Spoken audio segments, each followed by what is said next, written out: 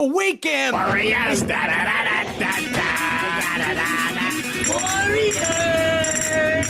come up to play. Yeah, here we go.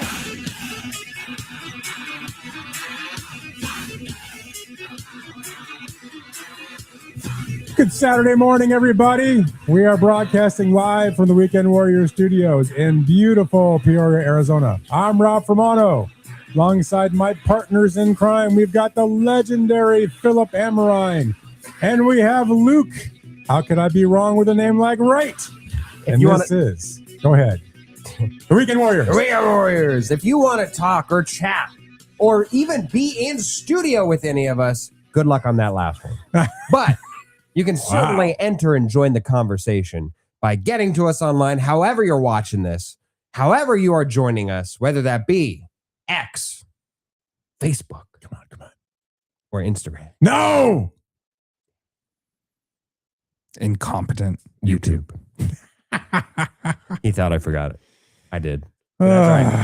You forgot the biggest video platform on earth? The best, yeah. And dare I say the best one. The only one that out of all the subscriptions I have, which are not many even there, out of all of them, that will be the hill that I die on. YouTube Premium? I do not remember a time of what those commercials look like. And it changes your life. It is so good. It changes your life. It does. My wife ruined me because I never had it. I was like, I'll deal with the ads. She had YouTube Premium and she logged on to my YouTube when we first started dating. Yep. And I got used to not having ads. And then when I went back to my own like profile, I was like, this is the worst thing of all time. It is abhorrent. It is disgusting. It is vile. And it is a privileged life I lead. That is the last one I die on. Yeah. Wow. First world problems, for sure. That is my Christmas gift to the families and friends that I have on the family and friend plan. You're welcome. Yep. You're welcome. Okay. So, hey, you guys like the new backgrounds in our studio? Looks good, right? Looks sexy. We're all actually with the same background finally. I know. I love that I'm literally perfectly sandwiched between. Oh my gosh. Yeah. Well, I mean, let's not talk about post-show plans. You're right in between them. Whoa. Okay. But yes, we have new marketing. We have new hosts. New hosts. Darn nabbit. And this week we have a new show. New segments? We do have new segments. There's a lot on this show. So this is what we're going to do. We're going to start off very quickly. We have new teams. We're going to talk about our international teams. There's 3 leagues, Serie A, Premier, and Bundesliga. We'll talk about that. We're going to get into the NBA. We got some NBA news. Then I've got a new segment I'm gonna introduce, and then of course WBC. We got to talk WBC, and there's so much going on in the NFL. We've got to talk about the trades. We've got to talk about the cuts and the tags and everything else, and then we've got another new segment for Mr. Wright. That'll be very interesting. Dun dun dun. And if we have time for more, we'll see. But I don't know that we will. I doubt we will. I know we are jam packed today. I've been told that a lot. Jam-packed, and I'm taking pills and it ain't working. Yeah, he just needs to unclog the toilet. When I do, I lose a lot of weight. What did I get myself into here? You have no idea. All right, so let's quickly, I don't want to spend a lot of time on this. I know Phil doesn't either. But we're going to talk about our international teams. Yes. So we're going to start in Serie A, okay, Luke? Oh, this is sexy. Who's your team? It is the great Bologna, or as you call them, Bologna. Now, I was going to say, can you go to your deep and storied research for why you chose this team? Yes, actually, I can. Okay, give us a little bit of the process. There were a couple aspects here. One, I like that it sounded like it's spelled like bologna. Of course. It will fit, as people will notice, in with a theme that runs through all the teams that I picked. Oh, jeez. Also, when I did this, I didn't want to pick just like the best team of every league or the worst team. So for this one, I kind of picked one that was like kind of in the middle-ish. Okay. So that's what I went with. That's Bologna. This. Yeah. Bologna. All right, Phil. My Serie A team is Parma. Parma. Yes. Why'd you pick Parmesan. Parma? Because I'm a cheesy guy. That is so true. So true. And they fit my qualifications. I don't like being a front runner, but I also can't stand to be relegated. So right in the toasty middle is where I like my cheesy teams. All right. And my team, everyone already knows this is really my team, is Napoli. So we don't have to talk about it. My dad's from Napoli, so I have tons of family there. We've followed them for years. That's my team. All right. So now we're going to go to the Premier League in England. Phil, no, we're going to start with Luke again. I have to stick to this thing. Yeah. Yes. Luke, what do you got? Following along, this was actually out of the 3 leagues. This was the first team I picked. Yes, that's true. Liverpool. This unintentionally started the food theme. I was not thinking of the food theme when I picked Liverpool. I just thought that it was a very cool logo, to be perfectly honest. That's kind of cool. And then you can see, if you guys are a lot watching our stream, you can kind of see us. We're throwing all the badges out as we do this. What bird is it supposed to be? Do you know? I honestly don't. It's a mythical bird. Like a phoenix? No, it's not a phoenix. I read about it. It has to do with maritime and other things and protection. And it's like a Seahawk. It is a mythical bird. It would be a champion. If Well, it no. was a Seahawk. Oh, wow. Wow. That's where we're going here. And this was the team that I picked. They're not the best, but they are kind of towards the upper end from what I could see. They've won recently. Have they? I believe so. Yes, I'll Rob? take that. What's the LFC? Leftist, fascist, communist. Is that what that means? No, I'm kidding. I don't. Liverpool Football Club. I got that. All right. And then I also, although apparently there's been some controversy recently, which I did not know, but I've committed now. Yeah. I saw Mo Salah. Oh. I think that's Salah or Salah. Salah. I saw he was on the team and I had heard his name before. So I And was you're like, why do I know that name? yeah. Yeah. And so I went with that. And then I also liked the goalie, Allison Becker. Look, he's actually committed. No, I know. He's got names. I love this. Yes. No, I looked up squads. I looked up like recent performances. When Luke picks something, I will say this. He puts his heart and soul into it. All right, Phil, since you didn't put your heart and soul into it, who'd you pick? Bournemouth. AFC Bournemouth. AFC Bournemouth. And would you like to know why? I really would. Because I am a guy who needs to know what that mouth do. This What's is that going in mouth do? all the wrong direction for Phil. All right. I know ball, and I need to know what that mouth do. Your team, Ralph. It's not Bournemouth. It's Manchester City. Yes. I like the jersey. The golden To ship be is honest with you, interesting, yeah. I like their jerseys. I like the whole maritime badge on the logo thing going on. I also like that all of our logos are like Phil's got the shield theme going on. Yeah. You've got the circle blue. And all I've three got of the mine are red. circle, which is funny. Nice. Yeah, there's some correlation there. All right, so now we're going to go to the final league. We're going to go to the Bundesliga, which is the German league. Bitter Dolphin fan. Luke, who's your Bundesliga team?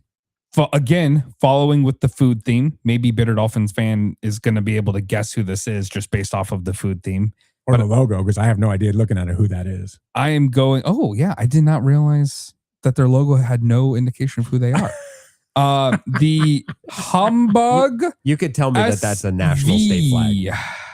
Hamburg. Hamburg. And you went to them, why? I would like a hamburger.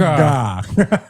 Of course. In addition to that, I think that they have just like a fun atmosphere, I guess, kind of. I like their goalie, Daniel Fernandes from Portugal. And let me make sure I get his name right. Bitter Dolphin fan is keeping the streaming lines open. He did say Hamburg. He guessed it. He knew Let's right go. away. Good job. He knew. And I am going with two names stood out to me. We have Ryan Felipe from France. Very German sounding. I know, right? And the other not German sounding name from Croatia, a young defender at 19 years old, but with 4 goals on the season and 21 appearances. Luka Vuskovic. Boy, you really committed. I appreciate the fact that he actually did. He committed more than I did. Listen, somebody has to care, okay? Somebody on this show has to care. I mean, it was like pulling teeth getting Phil's thing, but geez, you are committed. Absolutely. All right, Phil, who did you choose in the Bundesliga? I choose, and this is I'm a choosed man. I chose the Bayern Frankfurt. Now the question becomes, and I do need Bitter Dolphin fan because I crowdsource my research. I do need Bitter Dolphin fan to let me know. Are they from Frankfurt or are they the Frankfurt? Why can't they be both? So if they are running on the field, you're saying, look at that group of Frankfurt on the pitch. Like that's just a wonderful sausage party Oh my God. ode that I quite enjoy. So Only Bayern you Frankfurt. can just take that and just bury it. Oh, I bury the Frankfurt, let me tell you. All right. And my team, I picked Dortmund. Dortmund. And why did I pick them? I like the colors. You know what's Seriously, and I like the shield. the logo itself? I get it. Like it is a cool looking logo, but how does BVB09 translate to Dortmund? So, I think 09 is the year that they were formed, 1909. Okay. And the BVD stands for BVB. or BV, whatever that is. Is it Borussia Dortmund? Oh, I thought it was boys versus boys. It's Borussia. You're gonna need help here, man. Bervian Borussia or something like that. I don't know. This are things that we're gonna learn. No sprechen Sie Deutsch. We're gonna research this stuff and we're gonna learn and we're gonna have fun with this over the next year because you know what, boys? We're gonna wear gear. We're gonna talk about these cities. We're just gonna have fun. I've already got the players picked out I want gear of. There you go. So that this Bitter Dolphin fans know to say Eagles. I believe he's responding to I believe he's responding to the question of, are the Bayern Frankfurt known as the Frankfurters or are they something else? So apparently the Bayern Frankfurt team, they encompass the Eagles. Which makes sense when you look at the logo. Given their logo, yeah. Okay. And then Sports Girlies on here saying, you guys sound like how men make fun of sport girlies. You only like that team because you think the uniforms are cute. You know, when she's right, she's right. I can't argue with her. Yeah. To be clear, somebody on this show did research and made educated picks for who they wanted. It's true. I mean, and it's neither of us, Rob. This is the last time I put any thought into this show. All right. Bitter Dolphin Fest says, Phil, good pick. That's where my parents are from. I'd imagine so. Well, that's not fair. Now, Bitter Dolphin fan, you're a Bayern Munich fan, aren't you? How are you going against your parents? Well, he just said, yeah, good. That's ridiculous. I go against my dad. Your research was Sports Girly on the comment line. Your research was that you like deli meat, Luke.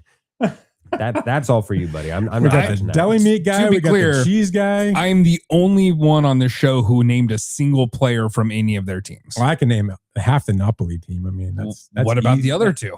Not yet. No. Yeah. I think Man City's coach is Pepe or Pep, if I remember right. Pep. Sure. You only know that from Pep Ted was a famous Lasso. player. Yeah, that's right. It's true. Yeah. That's why I know that. He's too. their number one guy. Senor, did you say PP or no? No, it's not No. PP. It looks like PP, but PP it's Le actually Pew? Pep. Yeah. Okay. All right. I think we did a good job. We did a job. For our first foray into this, I think we did a good job. Yes. More to come. More to come. We will have moments. I will not be the only International one who knows players from the teams they picked. I can't wait to see Phil in a scarf of Frankfurt. A scarf. I was going to say a scarf for Arizona is just so. But they're so hip. They are hip. People Actually, wear scarves in that is true. international football. I do suffer for fashion on time and occasion. But so let's travel from ball that I do not know. He doesn't know those balls. I don't. Those are doesn't. those are foreign balls. He's not a ball They knower. literally are foreign balls. They are foreign But balls. we'll be talking more foreign balls. Go ahead. Let's talk about some national balls in the association. Yes, of course, I'm talking about the NBA. Some things, a topic to get just over and over because it deserves to be addressed. Last night, the 2 nights Boston. ago. Oh, I'm sorry. Yes, I'm going somewhere else. Sorry, I You was worry going about Liverpool. I was going I've got based the off of. national pulse covered. I'm sorry, I was going based off of the bullet points that we have on our show sheet. That's your agenda. Which actual agenda? Our agenda. Phil is just completely blowing by it. It's Power been- hungry. It's been well established that I have my own agenda. You know what? No kidding. I apologize, sir. Please go Because- ahead. Since it is timely, last night the Boston Celtics did beat the Dallas Mavericks with the much ballyhooed return of Jason Tatum. scored 15 points after missing 6 shots. So he's in rare midseason form. Let me tell you, he is ready for the playoffs. But no, he came back, looked well. Unfortunately, they lost their midseason trade acquisition, Vucevic, to a couple weeks with a fractured finger. Doesn't really matter because he was kind of slotted towards their backup role anyways, even though he's a name. So what it have. I thought that was worth mentioning. Jason Tatum, who we will talk about the Celtics as a whole later, does change the equation for what the Celtics do this season. However, he does. He certainly does, because the Celtics, as constructed and constituted, are their playoff chances, their title chances are drastically different with and without Tatum. I agree. Even if it's just a lesser version of Tatum. I think their title chances going into the season, 100%, that was the case. I think Boston has proven they're second in the East. Like, they have the record wise, they have proven that. Yes. Yeah. There's no team out here that I am like terrified of. There's not a single team, especially in the East. Like, Detroit's putting a good showing, but I think Boston's chances were looking kind of just as good. It doesn't hurt their chances, obviously, but I think they were absolutely, based off how this season has gone, I think they were absolutely expecting themselves to make a deep run and go back to the finals. I'll bring it back to the Celtics here really quickly. But Ralph, I need to take you aside, okay? It's just you and me, okay? Wow, okay. Okay. No Luke. He's gone. Yeah. Ralph? Yeah. I don't think you've known this because we have not covered the NBA and with the fervor that we will going forward and the focus. Yeah. But there's a coach that I have on the same level as Nick Sirianni. And he's in the NBA. Is he? And that's Joe Mazzulla. And for the head coach for the Boston Celtics. Okay. However, you don't like him. I don't like him. I overrated, coasted with the talent that he had. Bada bing, bada boom. Okay. This season has changed my mind. Really? Yes. How's that? Because of what he's been able to do without Tatum, without Jaylen Brown at times. The fact that they've been able to blow out teams and opponents whenever Jaylen Brown sits has been to the detriment of Jaylen Brown's MVP case that he was making fervently, and has been attributed to, I guess I've been proven wrong without a shadow of a doubt that Joe Mazzulla is actually worth his salt. I thought it was an Ime Udoka-led foundation that they were coasting on. I thought it was a talent acquisition game, which at certain points to win a championship, you need anyways. Mm-hmm. But he has gone beyond. He has done what Nick Sirianni has not to me, in that he has proven that it is without a doubt, in great part, due to Joe Mazzulla, the reason why they have found the success that they have, the championship caliber ability that they possess, and a big reason as to why Luke Wright is correct. They are number 2 in the East, and with the addition of Jason Tatum, even if Jason Tatum comes back at, let's go 70%, I think to your point, they very well could make the NBA Finals. And once we reach the finals, you're down to 2 teams just to win it all. So it's a stepping stone league. They've already stepped to the highest peak of the mountain with a 65%, maybe they stand a chance. 70 and above, but Jason Tatum added to there, just maybe being a glorified role player. There's no reason why they can't win the NBA Finals. I will say everything you said is correct. I will say, to clown on Jason Tatum a little bit here. Please do. He is right for it. Did you see the clip of him talking to the doctor when he was getting cleared to play? Okay. So I yes. But before you go on what you said, supposedly what I've seen, what I've heard, the context of that is that was done immediately after the injury occurred. Not it was released prior to, in the ramp up to him coming out. But those comments were specifically made when he, like the day after he got injured, is my understanding. But what did he say? He said, and to give some context to people who haven't seen it, the doctor says nothing negative at all. The doctor clearly states factually, you will be back 100%. I don't think this was when he first got hurt, because I'd have to go back and re-listen to exact words the doctor said. But I think he said just a few weeks. So I think this was well into the process, but I'm not 100% on that. But he basically tells Tatum, yeah, you're going to be perfectly fine. There's going to be no issues. I don't see any reason why you can't go back to your old self. Like everything you want to hear from your doctor. And Jason Tatum, who clearly had been practicing this line since he woke up that morning, because he knew this was going to be recorded, is like looking down, shaking his head. He's like, I'm not going to come back to be no role player. And it was like, that was never an option. Like nobody thought that this was going to be a career ender. Nobody thought this was going to take away from him. Like it was just so funny he tries so hard. So rehearsed. And he shows the effort. Yes. And it's in the worst way possible. Yes. So I just wanted to bring that out. It's worth mentioning. If you haven't seen the clip, I recommend that after the show is over, you go look it up. He holds his moments until there is reason to show them. But gosh darn it, whenever he wins a champion, whenever he finds prosperity, it is so staged and so rehearsed and so corny. I'm sure that you would love it, Ralph, because he's much like Fernando Mendoza, where I at least Mendoza oozes an authenticity of just very authentic dork, like, yeah, but that's his authentic self, as opposed to Jason Tatum. He's trying to be authentically like drip with confidence, and it does not show. It's bad. Not a fan. No. If we go to other teams around the league, Friday morning around here in Scottsdale, around here, these local parts here in Arizona, Dylan Brooks was arrested for a DUI. Now the question Alleged. Yes. We got to make sure we're real careful here. We've got data here. Oh, the data. Look at that. Show that for data. He looks good, doesn't he? Oh my God. That's a guy you want to bring in your home. Ralph's been waiting. Ralph's been he was waiting. He was ready for this. My gosh. This is why this was the first bullet point. Yes, absolutely. It wasn't my bullet point. It was his.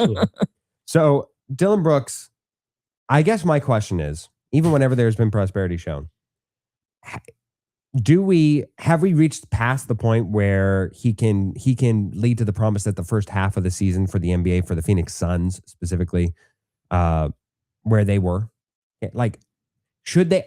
I feel like the Suns missed a perfect opportunity. I realize it might have been sacrilege, but they should have traded Dylan Brooks at the highest point that he can. Now, coming off of a hand injury, done, and this DUI, no value.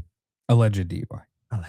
You're very right. No, it's alleged. It's alleged he was in the car drunk. They had first allegedly of all, in that TMZ photo, he does not look sober. First of all, it was not alcohol.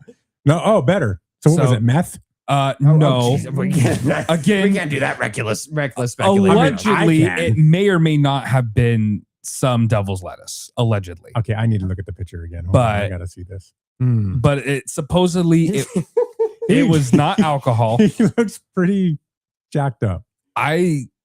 Obviously hindsight's 2020. He's even giving you a look right now, going, "Come on." He is. He's looking. Face he needs to go to his coach and say, "Can I get more minutes?" I think that this is obviously a massive negative. Obviously, hindsight's always 2020. I do not think that they should have traded Dylan Brooks. I still don't think that they should have traded him. I think that for better or worse, and right now we're going through the worst. I think that Dylan Brooks was instrumental in this turnaround.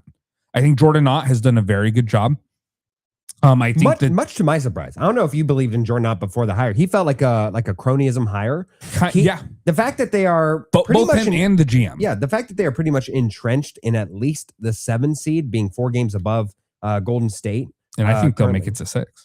And it's possible that they very well could secure a playoff spot by getting the 6th spot that supposedly the Lakers are just trying their damnedest to give away. We'll talk about them later. Jordan Ott has been impressive himself. And I think that if Dylan Brooks was not part of this team, this does not happen. For better or worse, success. The Phoenix Suns' success would not be possible without Dylan Brooks. Not to this level. Yeah. Dylan Brooks had that. I just wanted to show the face of the Phoenix Suns' success. I think it's important that we show this. This is the face of the Suns' success.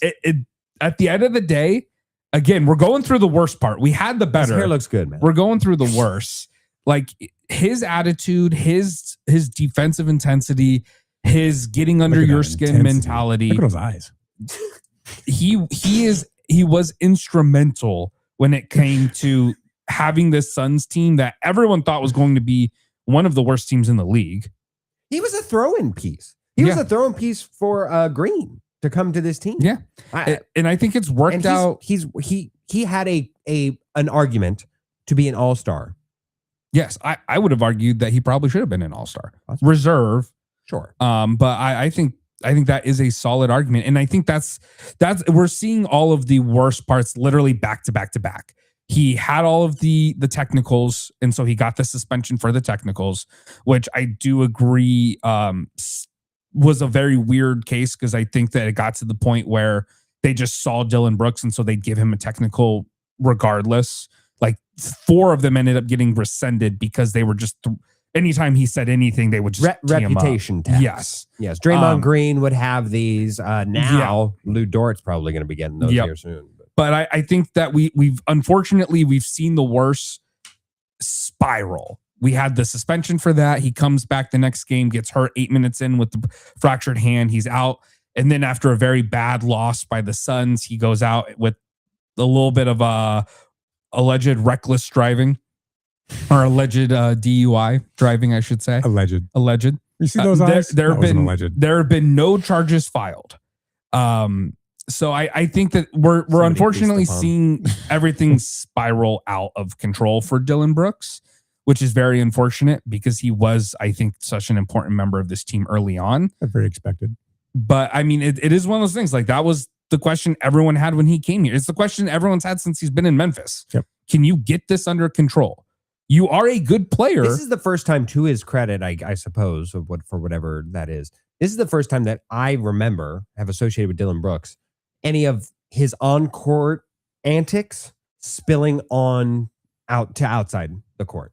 Off the court issues. Like he hasn't really had that outside of perhaps behavioral issues, and then of course doing whatever his antics were to LeBron James, and whenever he was a part of the Memphis Grizzlies, and just being like, this is me versus him. It's like, bro, who are you? Who are you to be calling out LeBron James? But it's sad. It's sad to see a person like this who led the Suns to far better success than their talent demanded that they should. Who obviously, I would say obviously worked on his shooting in the offseason to where he became an actual offensive producer for this team and led them to a bit of success. It's sad to see that this is something that he's going on. We can talk, we'll talk about the Phoenix Suns and where they land in the playoff picture here soon. It was worth mentioning, especially with the local story. Yep. Something that's equivalent, and this is we're going to go to Ralph's home team here. No, we're not. Well, Lakers. Mm-hmm. Your chosen team. Now, the Lakers. Normally, I wouldn't touch the Lakers just because they're a bit overplayed, but they have been in the headlines recently for a lot of bad reasons, and chief amongst them, dare I argue, DeAndre Ayton. Man, the lack of it is amazing the polarizing effect of awareness that lays in that team. The first issue is the lack of awareness with DeAndre Ayton coming out and saying and claiming that it's absurd that the Lakers are trying to turn me into Clint Capella. Bro, first of all, why are you trying to insult Clint Capella? What an unfortunate stray there. That team could use Clint Capella. Obviously, they could use prime Clint Capella and the Rockets pushing the ballyhooed Golden State Warriors with Kevin Durant to 7 games and darn near just missing their way out of historic upsets. They could use that Clint Capella, but gosh darn it, even now, the Clint Capella that they have that's a backup center or back with the Rockets, they could use that Clint Capella. DeAndre Ayton, they need to put crunk juice on your water jug in order to make you feel like you're a contributing part of this team, because it's never been a question of talent. Number 1 overall pick over the likes of Trae Young, over the likes of Luka Doncic. And you're over here needing crunk juice in order to get up for a game when you're getting paid millions of dollars. You've been heavily incentivized financially to do so. And you are staring the demise of your own sports mortality. And you are just so blasé about it. It is insulting to those with lesser talent doing their darndest in order to make it, that you are just whittling it away and insulting, again, Clint Capella, who this team could definitely need. This is what Phoenix fans said when he left to go to Portland. This is what Portland fans said when he left Portland. Like this is who he is. Mhm. He can't think of anything else outside of things like this. Like he always had the talent. He just never wanted to focus on it. He's somebody who can get you 15 and 10 on every night, but he's never going to be aggressive enough to take it to that next level. And he's going to have a lot of games where he shows up, decides he doesn't really want to put that much effort tonight, and he's going to give you 8 and 6. And that's just who he is, because he's going to get bullied by anyone who puts any effort into him. He needs a defensive presence. He has the physical traits with which that he has far better physical attributes and traits than Chet Holmgren over there in Oklahoma City, who's like just a walking veggie stick. And DeAndre Ayton has at least have some beef to him. He has some just home cooking, and he's over here just all I want are lobs and an actual mid-range game. I need some defensive rebounds. I need some rebounds. Give me some rebounds. The Lakers are in a transition year, right? I mean, I knew this was going to happen this year. They were going to be good, but they were just transitioning. Here's the reality of the Lakers. Ayton's just a temporary piece. He'll be gone next year. LeBron, I mean, this is his last year in LA, in my opinion. He's gone. So he'll either go somewhere else and play one more year, or he'll retire. The guy should just retire. I'm very interested to have a discussion on that. We can talk about that. Yeah, but I think he's on his way out, right? This will be how they're building the team around Austin Reeves and Luka, no matter what you're about to say. But how they're building the team around these guys and what pieces they're going to bring in. So I mean, they're in a transition year right now. So this is just noise. I mean, I agree with you on Ayton. Ayton was horrible when he was a Sun. We all talked about it. You know, I think he's averaging 12 and 6 or 12 and 8 this year. He's not even giving you 15 and 10. So it's just he's not a good player. He's got all the physical talent, but he's just not a good player. You go to the other side of awareness. We talked about the polarity of it. The other side of awareness lies with Jared Vanderbilt.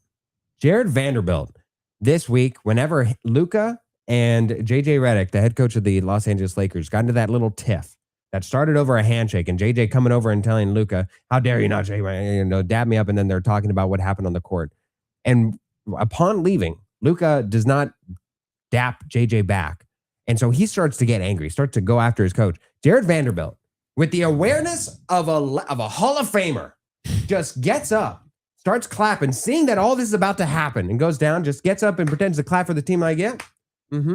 Dancing with the segment break music. Just to break it up and to just nonchalantly elite awareness. I love that from Jared Vanderbilt. That man deserves a max contract just for team unity, team chemistry. My God, I love me some of that. On the other hand, JJ Redick, look, they're not going to fire you. They can't withhold the reputational blow of just back to back coaches of 2 years and you're out, especially with one of those hosting a championship in this first year with the team. But no, they like JJ. I do fear, though, this is a star-driven league.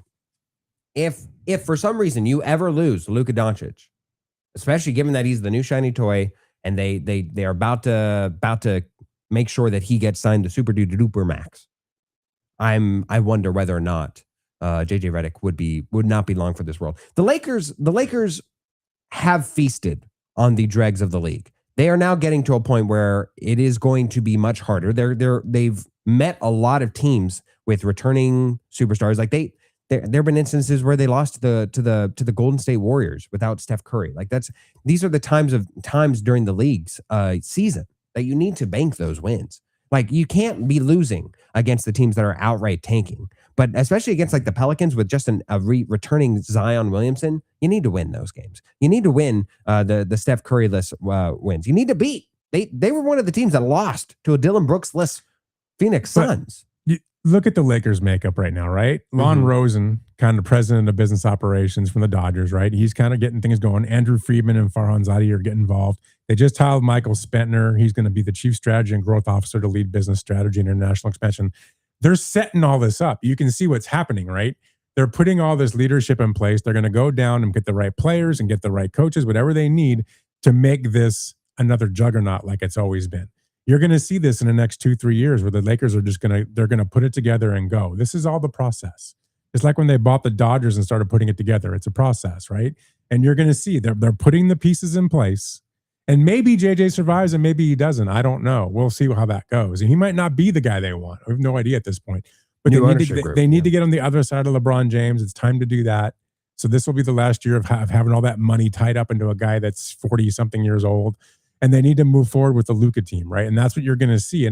And don't be surprised if in the next year or two you see some pretty major moves or changes at the player level as well. It's going to be pretty interesting to watch. I'm just sitting back with my popcorn and my Coke, and I'm going to watch it because when it's all said and done, I already know where the Lakers go with this. Yeah. They go to winning title after title after title, just like they always have, just like the Dodgers do. And you're going to see it here as well. I guarantee you that this ownership group does not allow a lack of success, does not allow failure. That's not what they're about.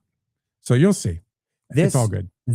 I think what's most frustrating is that this team, their best can beat many teams in the NBA. If not all of them, actually. Like at their best, at their peak optimal level, they can beat any team in the league. Unfortunately, its flaws are due to design. They are designed flaws by the fact that the lone pieces that you were able to muster and create around LeBron James and make a championship winning team and organization were that the small pieces that were already there in place for that were the very pieces you traded away in order to acquire Luka Doncic. So the fact that you were already low on defensive players, you did not have 3 and D guys. You either had 3 or D guys.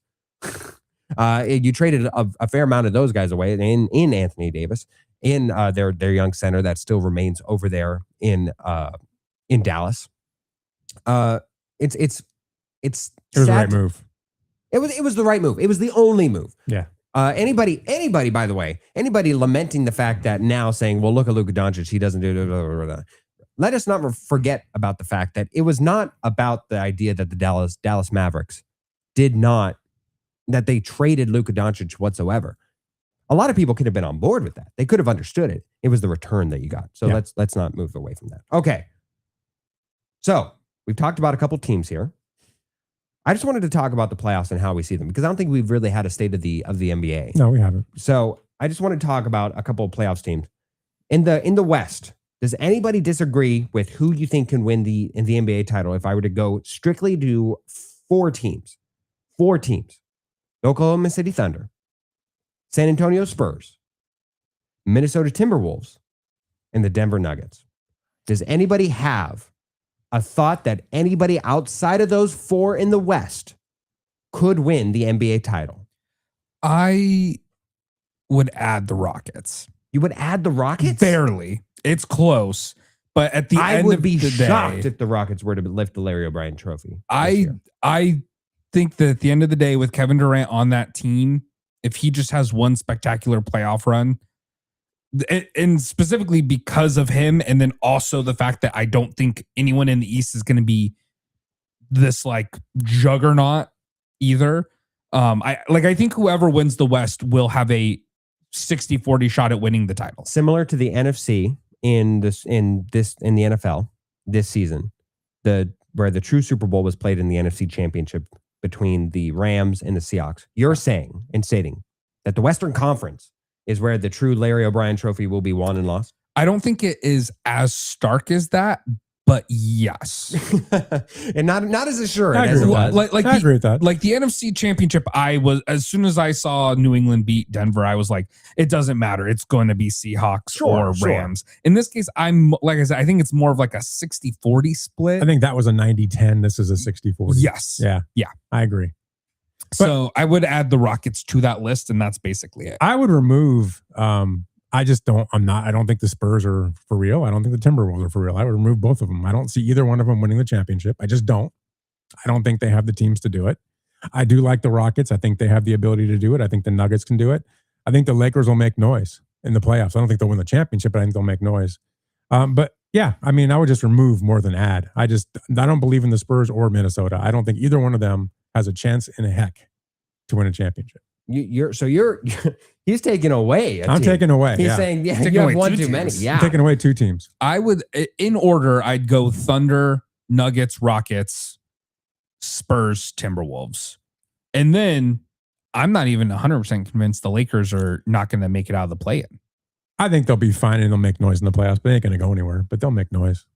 Even the Suns will probably get into the play-in. We'll see. So we'll see. I think it is paramount in the West, specifically to what you're saying. I think regardless of who we think, because I'm going to go those four. The Houston Rockets, I just do not see. I think that they have the fatal flaw in which, unfortunately, their point guard got lost before the season even began. And that really has stifled a lot and stymied a lot of their growth and where we thought that they could potentially be this season. I could still see the Denver Nuggets. They have the pieces for some. Yes. It's been hard with injuries. Jokic. Yeah, they have Jokic. Whenever you have the best player in the NBA, He can win it on his own. You always have a shot. He has done that before. Yeah.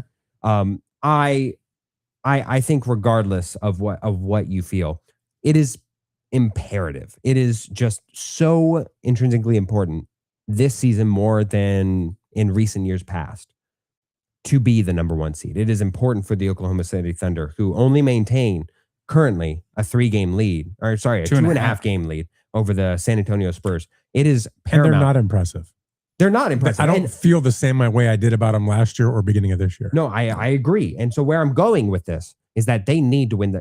Whoever wants the best chance to win, they definitely need the number one spot. Because if you're not the one, it's not just about you getting whoever the play-in tournament. I think your first round for everybody, every one of these teams is pretty much going to be just fine outside of maybe the Denver Nuggets. Where you want to avoid is to not have to face that 2-3 matchup that is going to be coming, whether or not that is the Minnesota Timberwolves versus the Spurs or the Thunder. If those standings stay pretty much stagnant on the top three, and it's just some mixture of that. So it will be heavily important on that. Sorry to interrupt. No, go ahead. I actually think that I might prefer the second or third seed. That's not possible. Yes. Because then you have to face two of those behemoths instead of just the one.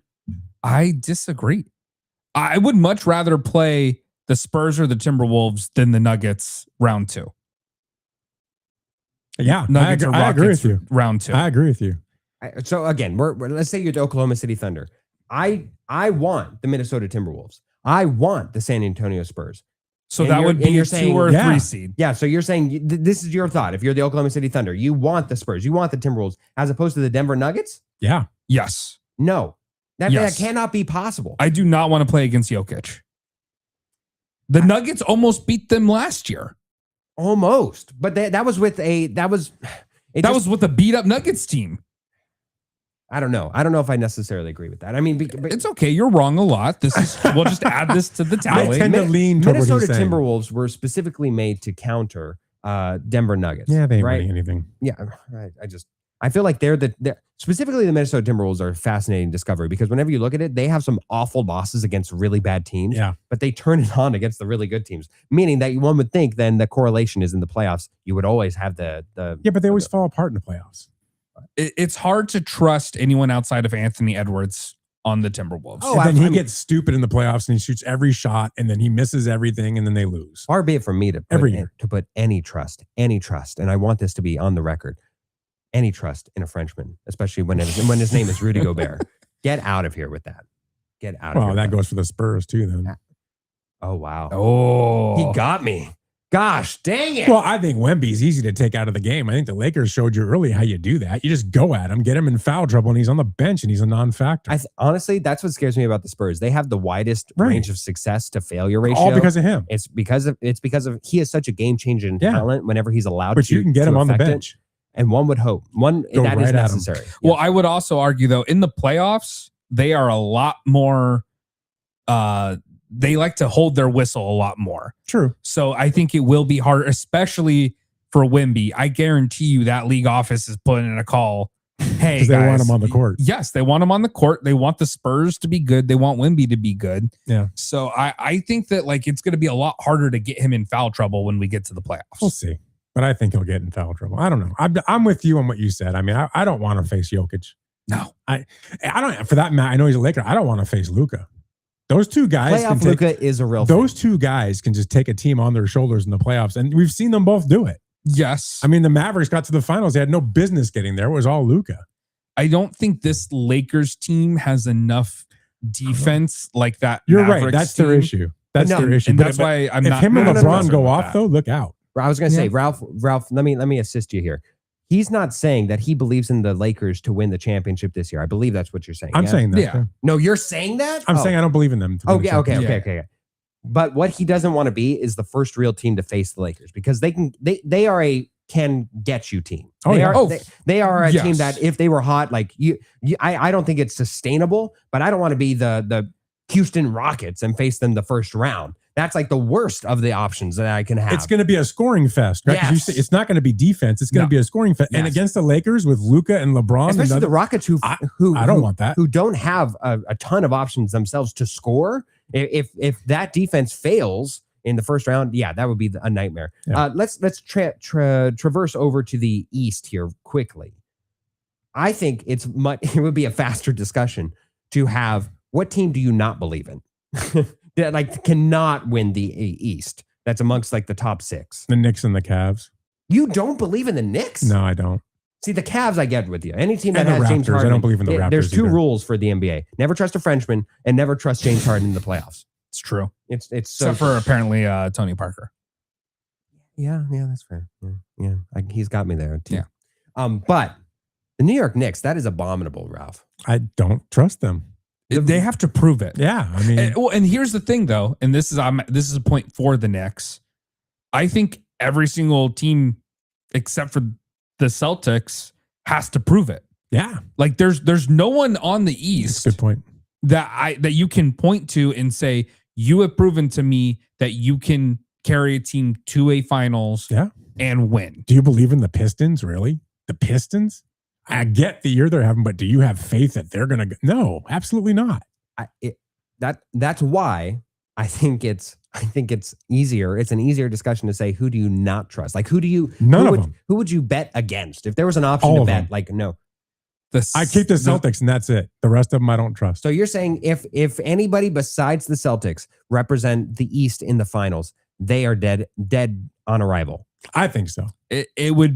It would be like 70, 30, 80, 20 for me. Yeah, I agree. Celtics are the only team that have a chance to win out of the East. And I would have to see how the playoffs go if Jalen Brunson and the Knicks... The 76ers, if they were to get to the finals, if you told me like this team arrived to the finals, what do you give their chances? If somehow the Sixers were able to manage their like load manage, really, because really you're only worried about Joel Embiid.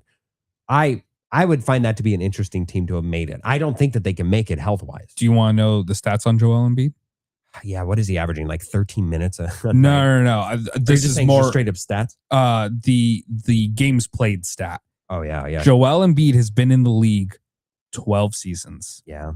How many seasons do you think that he has played 70 or more games? Oh, 70. Gosh, I was ready for the 82. I don't think like even 0. One, has he? 70 or more? Yeah, 0. I'll go 2. 0. Yeah. Oh wow. It's 0. I thought for the MVP season he at least made it 70. How many games? How many seasons do you think he's played at least 60 games? He has a lot of just entirely missed seasons. He's made at least 60 out of 12. I'll go half. I'll go 6. 4. How many seasons do you think he's played at least 50 games? Out of the 4. Or no, I'm sorry. So it's at least 4. I'll go 6. I'll stay with 6. He has 6 seasons of 50 plus games. Those 2 extra seasons, he played 51 games. You cannot, if you are the 76ers, Joel Embiid might have been the worst decision that you've ever made. He's Anthony Davis's son. Basically, well, and you didn't even get a championship. Davis at least got a championship. That's true. Here's my counterpoint to that. You make great stats great points, I should say, towards the stats on games played. He's currently only played 33. I'm only worrying. He's out for another week, by the way. See, there we go. If he can at least, if you told me he only had to make it to 50, this is the perfect way to load manage to get him to at least 16 games. Because if he only plays for the wins in the playoffs, but he won't. He'll get another hurt. He'll get another injury. He'll get 3 more hurts, as I'm going to start calling them. Like it's ouchies. He has literally destroyed your team by never playing. And it's unfortunate because you see the talent. Because of the cap he is an MVP, yes. Because and now this year it's even worse with the whole Paul George thing. Tyrese Maxey is literally putting this team on his back. Oh my gosh, Tyrese Maxey. He should be one of the forerunners for MVP here because he is doing everything he can to get this team into a playoff position. And that is just why I unfortunately don't trust him, is I just don't think he can do it by himself. And I don't trust Joel or Paul George to help him. Well, I mean, okay. 3 rules everybody knows in the NBA. Which are Never trust a Frenchman. Never trust James Harden in the playoffs. And just never trust a self-appointed nicknamer like Playoff P. Oh, I thought we were going to say never trust Joel Embiid. I can trust him enough to win an MVP. That's about it. Not anymore. Not anymore. Yeah, Because he has to play 65 games. He's only done that once in his career, I think. Detroit Pistons.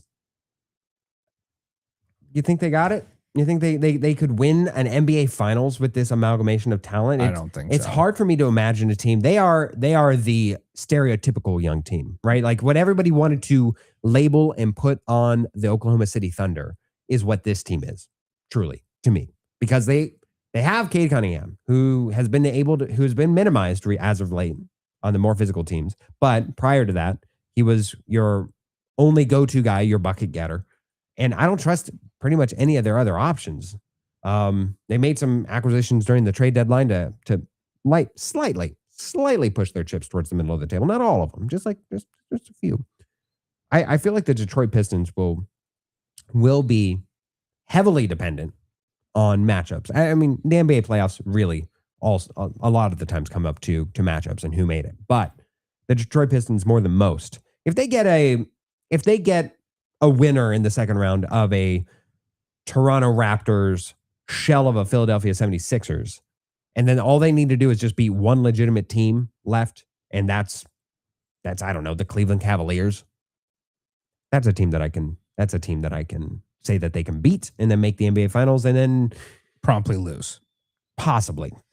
I look at them as the Hawks from like 10 years ago. God, I love that team. Not stylistically. They're such a good comp for so many teams. Right? Not stylistically, but in regards of they're going to come out of nowhere. They're going to have a number 1 seed. They're going to get upset in the first or second round. And then they're going to kind of flame out over the next couple of years and never actually like reach that height again is how I'm looking at these Pistons. I hope they prove me wrong.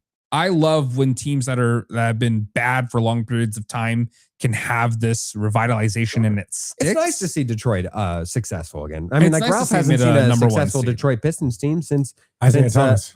Since before we were born. I was gonna say, yeah. Wow. This is my segue. That's a really good segue. I was gonna go with Chauncey Billups before he was facing 60 or 40 years to life or whatever with his charges. But yes, go ahead. But hey, speaking of before we get to that, so Bitter Dolphin fan is on the text line, says, Luke, you're good luck for Hamburg. They won 2-1 over Wolfsburg today. Undefeated. My team is undefeated in the Luke Wright era. And in the 33rd minute, who scored the penalty goal? A minute. Luka Vuskovic. Now my very, very minimal studying and research. Am I correct in remembering that Wolfsburg is at the bottom of the standings? I don't think they are. Aren't they the worst team? I don't know. We can't talk about that. Okay. Yeah. That's not how this works. Oh, okay. Sorry. I'm sorry that my team's undefeated and yours isn't. Yeah, but you're right. You know, that wasn't just very appropriate. You know, I did try to bring the mood down. I will say, as you are into your team, my Monopoly team yesterday, and I watched the game. They beat Torino 2-1, which was a great win for them. You know, I know that you weren't watching the game. I certainly wasn't watching now. I don't even know how to watch these games yet. Paramount Plus. Has all these leagues. All of them. All of them. Okay. You can see games live. You can see the replays. Phil, we're going to sit you downstairs, tie you to the chair, and make you watch. See, I'm not against it. It's you'll see. We'll make you against it. Okay. Bitter Dolphin, by the way, with a glowing comment. Yes, they are, Phil, in regards to the Wolves being the worst team. And my team is still undefeated since I have been a fan. I mean, these are facts. These are certainly facts I cannot dispute. All right. So, yes, last week when we were talking, I realized something over the last few weeks, actually, is you guys have missed a lot of really good sports. You're just so young, you know, and you talk that way sometimes. And, you know, it comes out in your ignorance at times when you say things. And I thought to myself, you know, sports really made the comment, I should do something where I can share moments with you that you were missed because you either weren't born or you were too young and you had other things on your mind. I see. Right? So, new segment We're going to start it today. Here's the intro for the segment. I really like this. You have to listen to this intro. Okay. Here we go. Close my eyes. Back when coaches yelled and nobody needed therapy after. Back when fans argued in bars, not comment sections. Back when Phil's biggest decision was juice box or nap time. Back when Luke's bedtime was halftime. Back when men were men and elbows were legal. This is education. This is before your time. That's right. Before Your Time is a new segment we'll do every few shows to kind of share some good sports moments that you guys missed. Yes, like the invention of the baseball. Go pick your jukebox. Okay, anyway. So this moment, we're going to start with a moment from 1982. Oh, neither one of you were born yet. Negative 13. I was a sophomore in high school. Woof. And this is in the hockey world. So I'm going to go ahead and play you a clip. This is about a minute. I want you to listen to this. This will set it up and I'll talk about it real quick afterwards. Here we go. On April 10th, 1982, the Kings completed the largest comeback in NHL playoff history in front of their hometown fans at the Forum. Down 5-0 against the heavily favored Edmonton Oilers, the Kings scored all 5 of their goals in the third period to force overtime. Shooting. He scores. Zone. Hardy with a drive and a save by George Smith. Score. And he scores!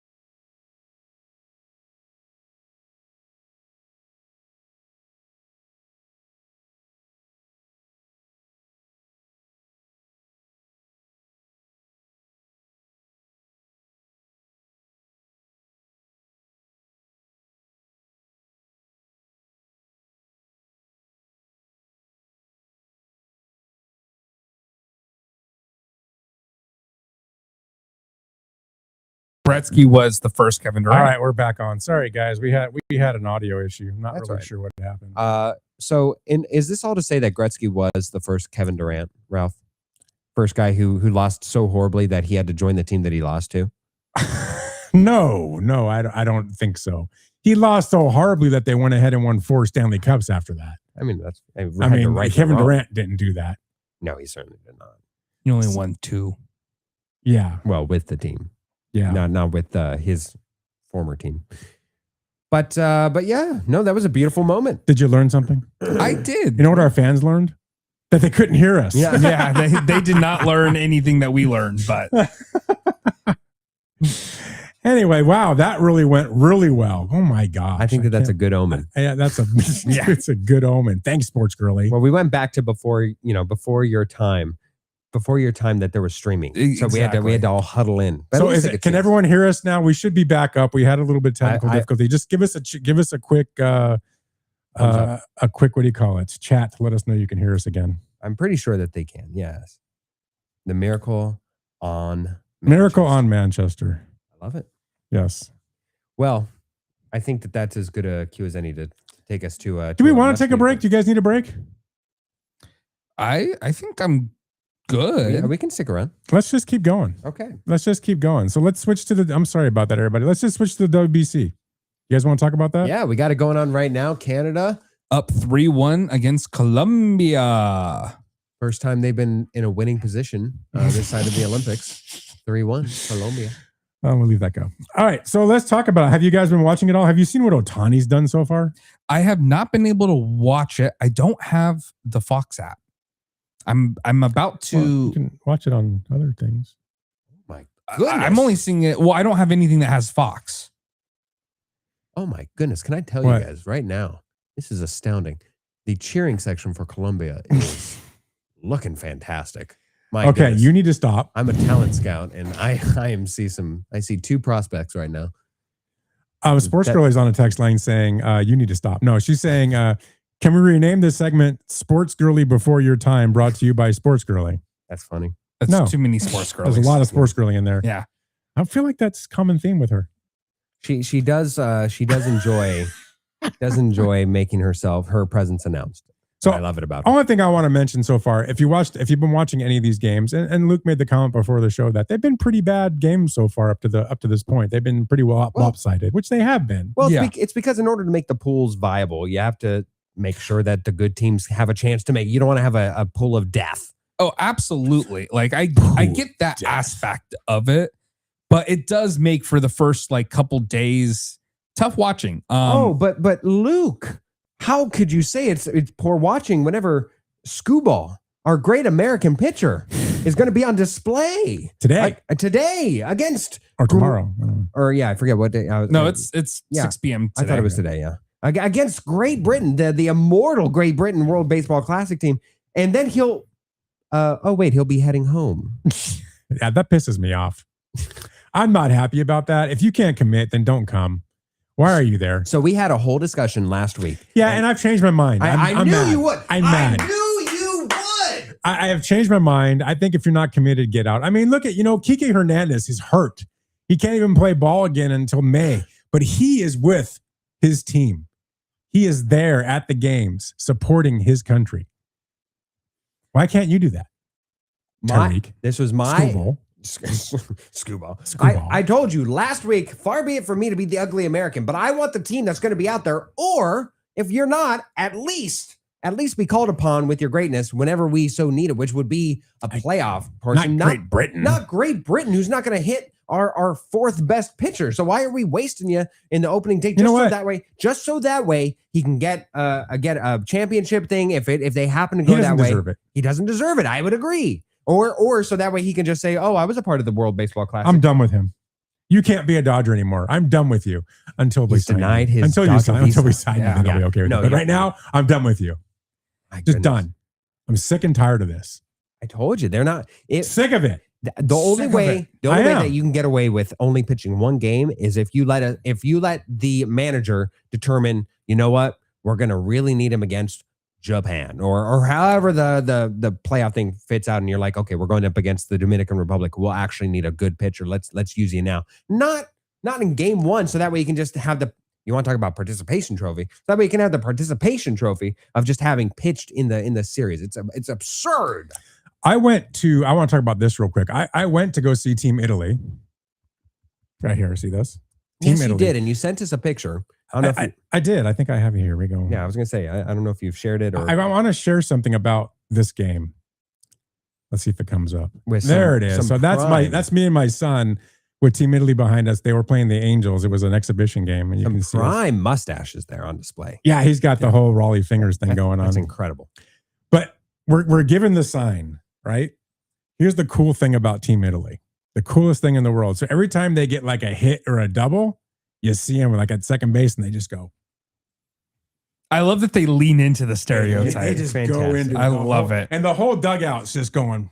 Let me give you a piece. So you got the whole stands doing it. You got the team doing it.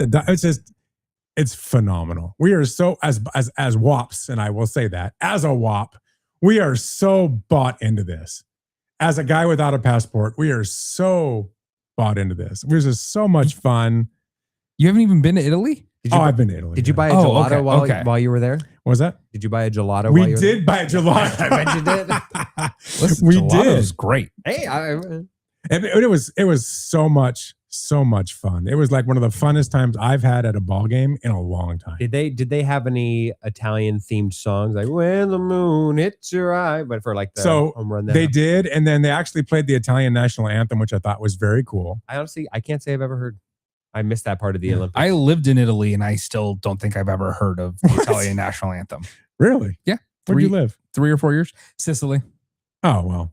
Great pizza. Okay, the bottom of the boot. Truly great pizza. Yeah. My mom was family's from Palermo, so I'm okay with that. But I just wanted to share that it was very culturally just a lot of fun. So when you watch these games on TV and you see these fans really getting into it, it's just so much fun the way they rep their countries and how they have the little oddities about their cultures and what they do. And I just wanted to share the whole Italian thing because I just thought it was so neat and it was just a fun experience. But anyway, No, that was great. I loved it. And again, rep out to your son for having a tremendous mustache. yeah, he is It's very totally he's special. bought into the whole Raleigh fingers thing. That's his new thing on the mound now. He's gonna be wearing a Raleigh fingers mustache. That's great.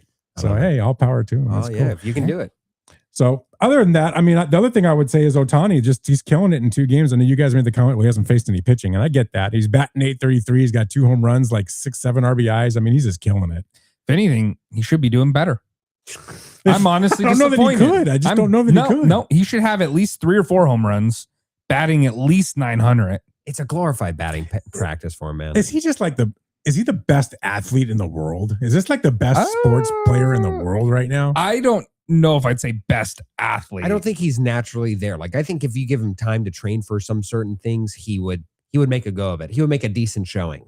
I currently, I mean, if you're talking all time, I'm still in LeBron James camp. Like just the No, not purest all physical- time. I'm saying current athletes, current professional athletes, today's games. Is he the best athlete we have? I think he may be. I would have to look. It's hard for me to pick any Yeah. baseball player for that. The one I'm thinking is like But he's Travis Hunter. different. I agree with you, but he's different. I'd say he's for sure the best baseball player. I don't Yeah, think no doubt. I don't think that's even a debate.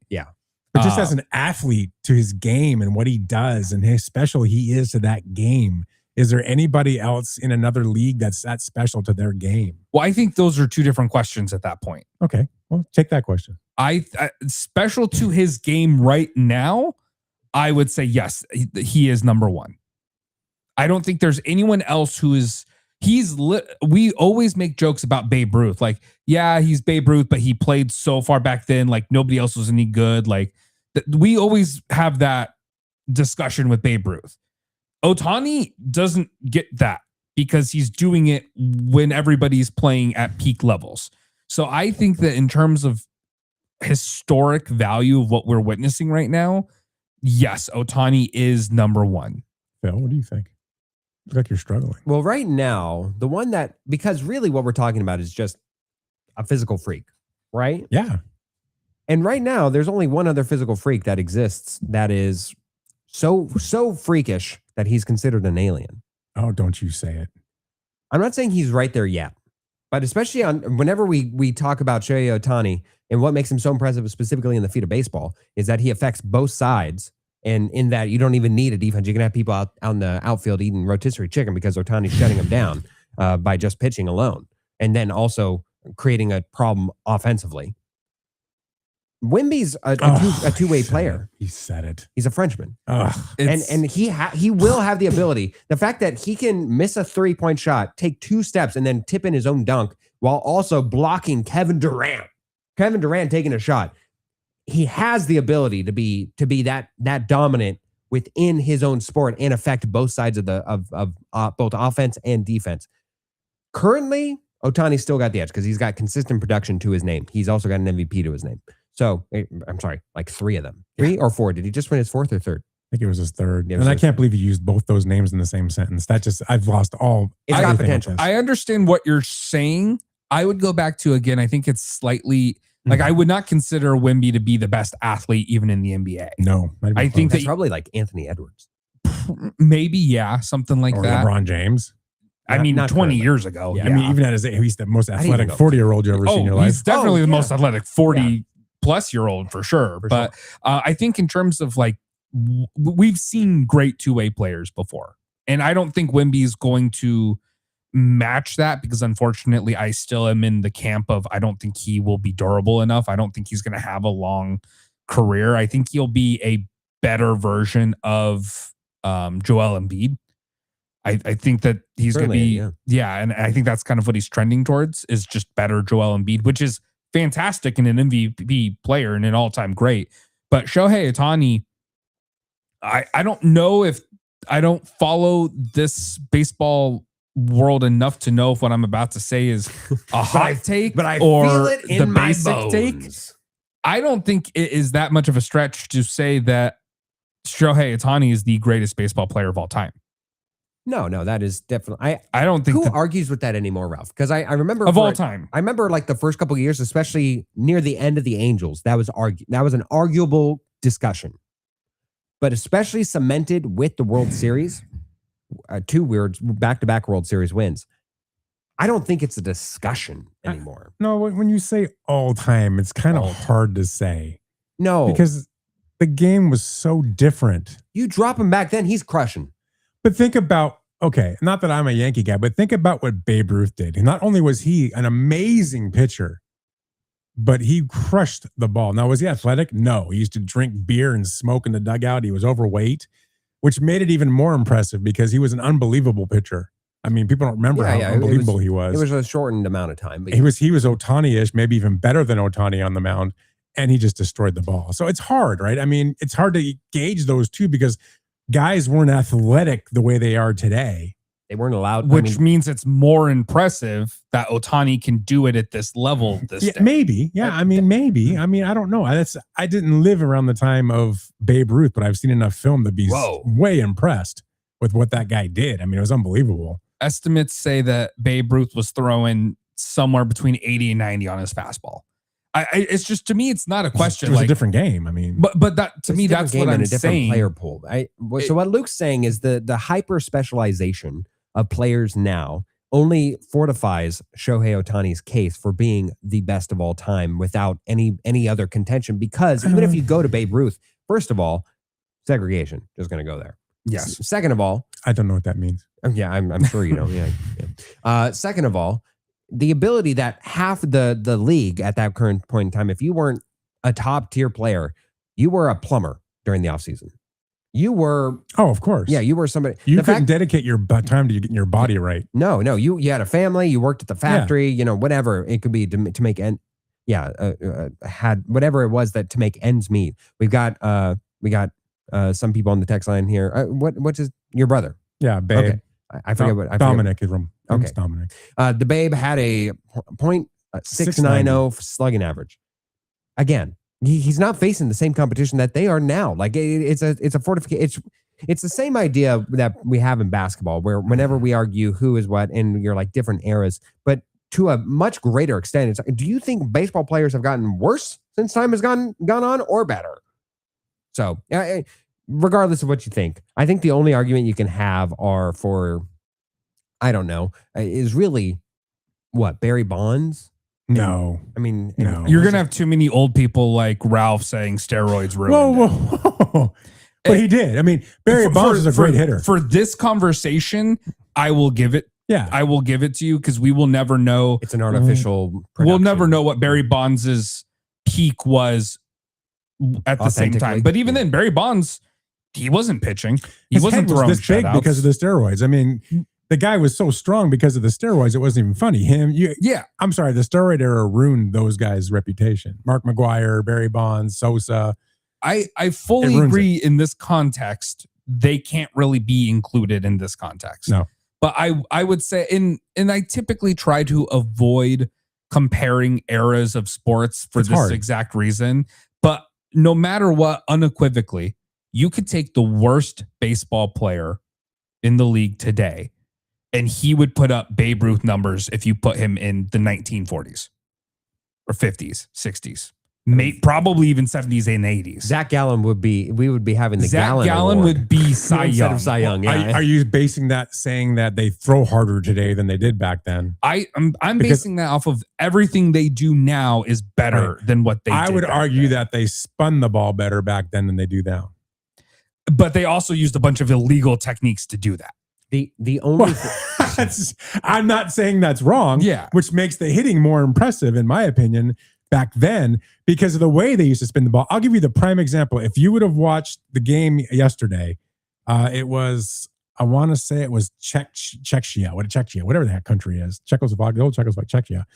They have a pitcher on there that his fastball was 80 miles an hour. And he rarely threw it.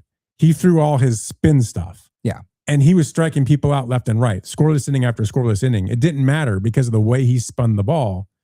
It kept everyone off balance. And I would argue that back in the day, those guys kept people off balance way better than we do today. Today, it's this pure speed game. Who can throw 100 miles an hour? Where back then it was more skill and spin where you can really move that ball, which made it harder to hit. also the only point That's my I argument would on that. give towards older players, and it's really the only one that I think has any merit currently, is the durability. In that you had pitchers pitch back-to-back full games. Yeah. Well, yeah, they were throwing 70 miles an hour. Oh, and good point. So Dominic makes a couple of points. Number one, he's saying Babe Ruth led the league in home runs 12 or 13 times, but he says different bat technology back then, which is very true. It's very true. I just think Ball technology. at the end of the day, if you took in a modern day athlete for any sport, by the way, any sport, Crush. you take a modern day athlete who has had his lifetime of You can't say that. who's had his lifetime of skill and training and technique, and you put them back any point in time, They're historic. they will be historic. They would be like Not Bill- with softer wood, they wouldn't. Yeah, there we go. According to Dominic, there was softer wood. And when the wood is soft, you can't work. It's hard to get. I don't get have. it where- I've never You had will. to worry about that. You will. It's hard to get the Trust ball me. where you want This it is to where when your it's a guys' softer youth wood. is a problem. Mm. Softer wood Yeah, makes it yeah. more difficult. Yeah, for sure. But I mean, Just saying. and that's just. I think we've completely lost our topic on this one. It's But okay. Speaking of that very topic though, and baseball, I am going to combine the two. Have you seen these $29 weenies that the Cardinals are selling? No, You don't want to go there? I don't know anything about it. Go ahead. oh, I just- the one that That's a yes. big time change of topic, but go ahead. We were talking about the bats. I'm talking about soft wood and you're listen, going to weenies. We're I mean, go talking ahead. about the greatest of all time, and now we're talking about the greatest ticket of all promotion time. of all time. Yeah. Yes. Go ahead. So the St. Louis Cardinals have announced that they are selling, I believe they are wristbands that are going to be, while you're at the park, you get unlimited. It's a limited Oh, menu. the unlimited food thing. Yes, Yeah. unlimited food. And it's what you'd imagine. It's pretty much, I think the only negative to it is that it's standard baseball park food, whether it's popcorn, nachos, and really the heavy hitter here is the hot dog. And I would argue the heavy hitters, the chicken tenders, and the chicken tenders. because yes. they're the only ones that like add that in. Ralph mentioned this in our group chat. A lot of teams are doing these like cheaper discount ones, but it's a lot more limited. It's normally unlimited hot dogs, or there's a limit to the hot dogs. It's normally popcorn, chips, and soda. But the Cardinals, they fully expanded it. Bratwurst, hot dogs, chicken tenders, ice cream Ice cups. cream. That's what's impressive to me. So I do wonder though, because I think everybody can get behind the idea. Oh, this is great. I am curious. First of all, we can have two discussions, and I don't know which one you want to have. Do you want to have the responsible No. thing? You don't want to have the responsible topic of should other teams do this? Like what They are doing it already, but go ahead. Well, They more teams should More do teams should. something similar to it. the only one I can think of in the NFL is the Atlanta Falcons. Like they are tremendous in what they do. They actually care about that. Except for play, but yeah. Well, no. Or do you want to have the one of arguing the actual value of this? What do you mean Which- the actual value of Because this? I'd argue that while it's cool, and you're comparing it against baseball prices, that $30 worth of hot dogs, you're not going to ever get your value out of that. Oh, like I you're, Well, yeah, if disagree. all you do is hot dogs. I disagree, but go ahead. well, and bratwursts and ice cream cups. Because again, if you're thinking about like if I go to Costco, I can't eat 30 dogs. I can't have 30 wieners in my mouth and make that worth the value. I don't. I think This is just I think you wrong. underestimate yourself. I think you're really good at putting wieners in your mouth. I think you could do it. I believe in you. We both brought We've Ralph all back lost in. this spot. Yeah, we brought Ralph back in, and then we lost him again. Well, because Yeah. you did it on purpose. You clearly walked into this. You've one. clearly never eaten a Dodger dog. You've quite literally said wiener in I your liked mouth. the Farmer John Dodger dogs. dogs. The Nothing current ones better. are disgusting. But the Farmer John Dodger dogs, nothing better. Yes, You could absolutely. have 30 of those. I just wonder if you can actually get your value out of this. Like because everybody's going to say Yes. all you can eat because it's for one person. I don't know how they police this for one person. First of all, they can't. So that alone means you Yeah, get your if you're- value out of it. if you have a family of 5 and one person has the thing, then you're going to be fine. And I think they limit it to like 3 items at a time. Whatever. Yeah. But And they were a band, and that's how they know. yeah. So I mean, what is going to happen is that whoever the Ralph is of the family is going to be like, all right, Ralph, you're going to be missing your game because we need somebody to keep going in and getting refills because the 2 boys want 3 hot dogs a piece. So you got to go one dog for you. And then now it's Ralph's turn to go get whatever he wants, but it's going to be cold by the time he goes for a 3rd trip because you got to go to different ones because it can't be just all the same one. I don't think that you can acquire your value for $30. You We're just- absolutely can. This is one of the most. think it's a math insane problem. takes. No, because in order to make it work, you can't be hungry enough. You can't be hungry enough to What get is he chicken tenders saying? and hot dogs and popcorn. Popcorn alone, that is a fool's errand at this point in time. If you're going all you can eat and trying to get and it's a time crunch of 12 innings, or sorry, well, that's if it's overtime, or extra innings, which they aren't guaranteed to have. But 9 innings of St. Louis Cardinals baseball with the pitching clock, I think you're right. It's a race against time, my friend. first of all, I mean, I don't know where you're determining the value of any of these items. But if you have 3 items at a time, you go in, you get a hot dog, chicken tenders, and a soda. It's not going to run you 30 It's not going to run you 30 by themselves. First of all, if you go and you buy How normal many prices dogs can you eat? How many in a baseball dogs 9-inning game, Yeah. Like if it was unlimited or whatever, how many would you realistically eat? Not like stuffing yourself to get I the would value. say if I had an all you can eat, I would probably have 2 or 3. I personally would have like a hot dog, chicken tenders, Yeah. soda, probably a refill on the soda. Yeah. I'd probably grab some peanuts. Of course. Definitely Gotta grab those peanuts. I knew that was coming. definitely grab at least some ice cream. And I'm for sure getting value with all of that. Not internally or not. No. No. But again, you're trying to justify it. I think this is a challenge that they are throwing down the gauntlet on. Because I don't think Ralph I guess that's a different case. But like if Ralph could have these, he wouldn't be stuffing his face down with these. Okay. To the point. To the Couple point. things. Yes, please. Let's go to the text line. So, not text line, but Oh, wow. Facebook. Oh, wow. So my brother says nothing beats a Dodger dog, which I agree with. And he said he meant Ashwood versus Maple today. He wasn't trying to say something else. Sure. You can't walk that back. And Cracker Jacks, yeah, you can't forget those. Forget Cracker I Jacks. agree with Cracker Jacks. I'm not a big Cracker Jacks guy. That's because you're wrong. I always was a big Cracker Jack guy. I wanted that prize. Remind me. So Yeah. it's just like peanut butter coating, yes? It's like caramel coated. Yeah. Okay. It's kettle corn. Yeah. Yeah, that's what I thought. It's the first caramel corn. That's Whatever. Anyway, he makes a point that I ate 30 of them raw when I came back from Italy. So that's partially true. I was Those very Italians picky as will a change child. your opinions Well, on sausage. I let was me tell very you. picky as a child, and we stood in Italy for 3 months. We had a 3-month trip out there to go see family and everything else. and I was starving. And I didn't like Italian food at the time. I was really young. I didn't like their food. So we found an American store at the very end. And do you remember the cans of Vienna sausages? Oh, yes. With the 8 sausages and everything? Yes. I ate 30 cans in one setting. Why did those always 30 allure young children? I remember eating Vienna sausages as a young one, as a young person. I don't really have an affinity for them. Well, I was just starving. Yeah. 30 cans. Those are good. I literally opened up 30 cans and ate them. That's crazy. That's one sitting. That's kind of disgusting. That's 3 weenies per can at least. No, there's 8. Yeah, there's a lot more than 3. Oh my God, it's been a while. That's 240 Vienna weenies. That's a lot of sodium. That's my guy. too much. Yeah, that's like You must 3 have been- months worth of sodium right there. One setting, guys. One setting. I love it. So anything's possible. But no, I think getting back to the original, getting back to the second original topic. No, there was 2. Yeah.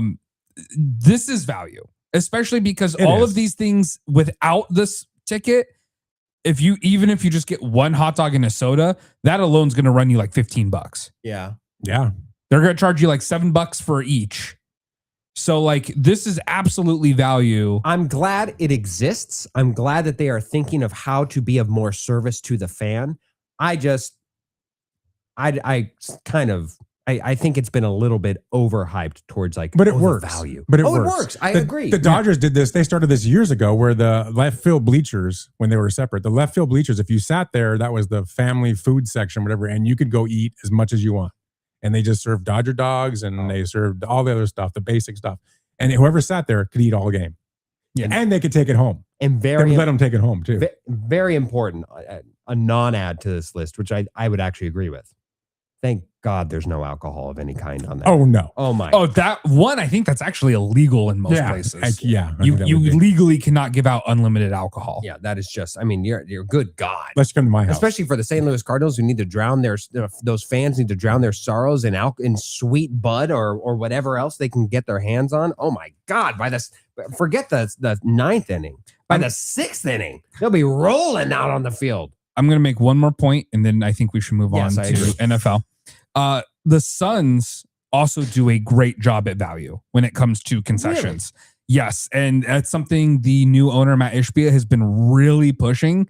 They have like a $2 menu.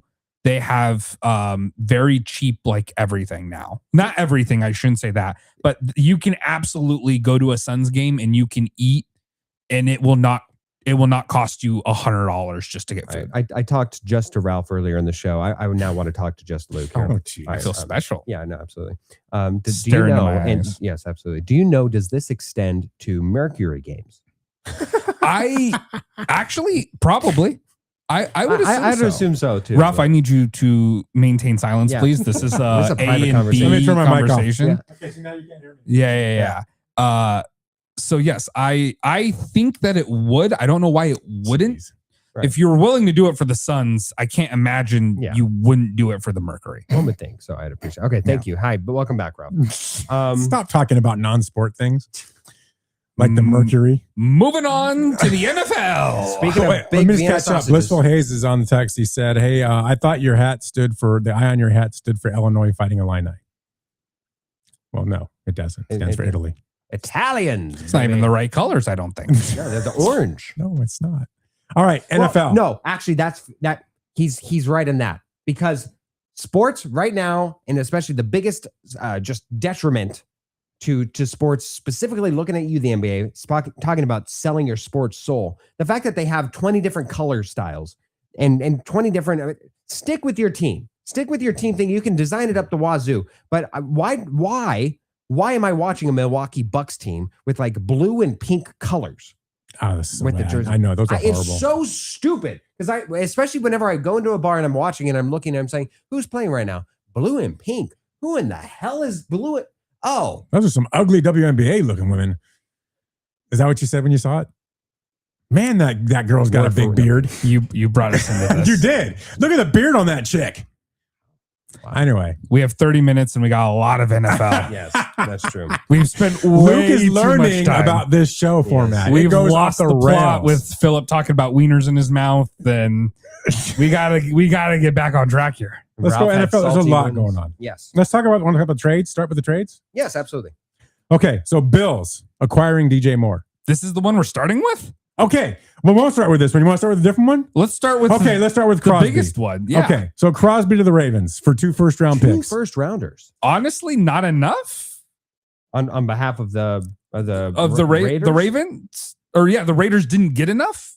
Is that just me? That is just you for me. That is just me? Okay. They didn't get enough. So they gave up they got 2 first-round picks. Yeah. And one of the first rounders this year is this year, where it was it's pick number 14. Pick number 14. That's a good pick.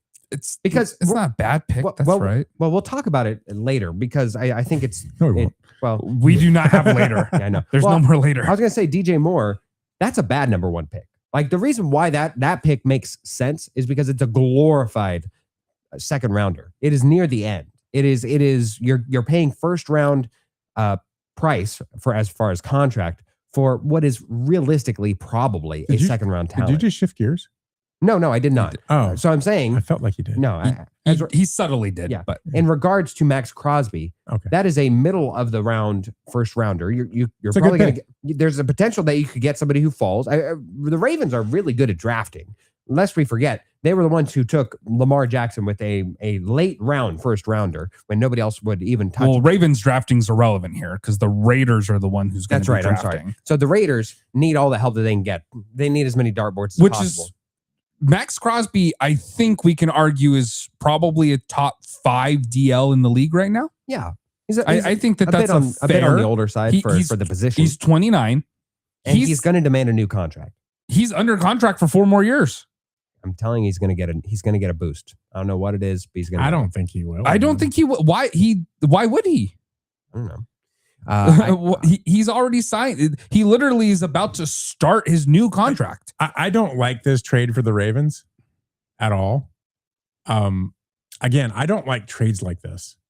If it was my team and they got Max Crosby, I wouldn't like this. I don't want Max Crosby. Weirdly enough, I think your team could afford it better than the He's Ravens. 28, 29 years old. He's going on the back. You think about the mountain you climb and the backside of it. I think he's starting down the backside of the mountain, which is going to start meaning more injury, decline in what he does. He's been great his whole career, but he's at the back end of it, in my opinion, for his position. I know he had 10 sacks last year, and he's still a great player. I'm not saying he's not great, but I'm saying is he will start to decline in the next couple of years. You gave up 2 first-round draft picks. If I'm the Raiders, I'm thrilled because now Kubiak's coming in there. He's got all this draft capital, and he could probably turn that into even more picks if they wanted to. So this is a really good move for the Raiders, who are going in a different direction, which they need to, which is smart. They're changing that organization. They're changing that player pool. Good pick for them. Get rid of Crosby. You got what you could out of him. Let him go finish his career somewhere else. He'll be good for the Ravens for a couple of years, but he's going to drop hard. So I like this trade for the Raiders. I hate this trade for the Ravens, personally. Specifically talking about where they could have gone in the value. So reportedly, the Cowboys offered them a first and a second round rounder. Now, we know how Ralph feels about the Cowboys. How do I feel about the Cowboys? The Cowboys. So we know how Ralph feels about. You got to clue me in when we're going to do something like that. That was what the clue was. Now, what did you ask? It wasn't even a good clue. Yeah, no. What did you ask me? I said, so we know that the Cowboys reportedly offered a first and second rounder for Max Crosby. Now we know how Ralph feels about the Cowboys. I'm going to ride that Cowboy. But now, if you would have clued me in, that would have been great. That would have been great. Yeah. But I do think that that particular price tag specifically does not make sense for the Cowboys.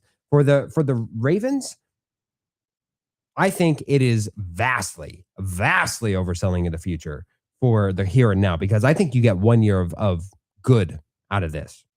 In meaning that Max Crosby, I agree with you. Max Crosby will be phenomenal for next year. And I think that his immediate impact onto that defense, he's a defensive captain all his own, deservedly so. One of the rare defensive players I know what his voice sounds like. He is very much a person that even when the Raiders were saying, "Oh, we're shutting you down," to really help keep his trade value and to make sure that he doesn't get hurt or any more hurt than where he was entering to the offseason, he's out there being like, "I'm ready to play. I want to play. I desire to play." Even for a Raiders team, because of respect that I have for myself in the game, he's a tremendous person. I think he'll fit in with this team tremendously. He's a great dude. Yeah. Nothing to say. And that's coming from a Broncos fan, Raiders guy, all that stuff. I understand. But bad trade for them. Bad trade for them long term. I think this is going to just absolutely demolish any ability that they have to make what was a non-playoff team this year minimally better. Like, I don't think that this is a championship move. What does this do for them? I don't think that this move's that bad for them. But what does it do for them? For the Ravens, correct? Yeah, what does it do for them? Do you think it puts them in the Super Bowl context? No. First of all, I think it was time for Harbaugh to go. Agreed. I think that they needed a new voice. I especially think they needed a new voice on offense. Lamar Jackson was not healthy. This team was about to make the playoffs. This team needed another heavy hitter on defense, I think, on the defensive line specifically.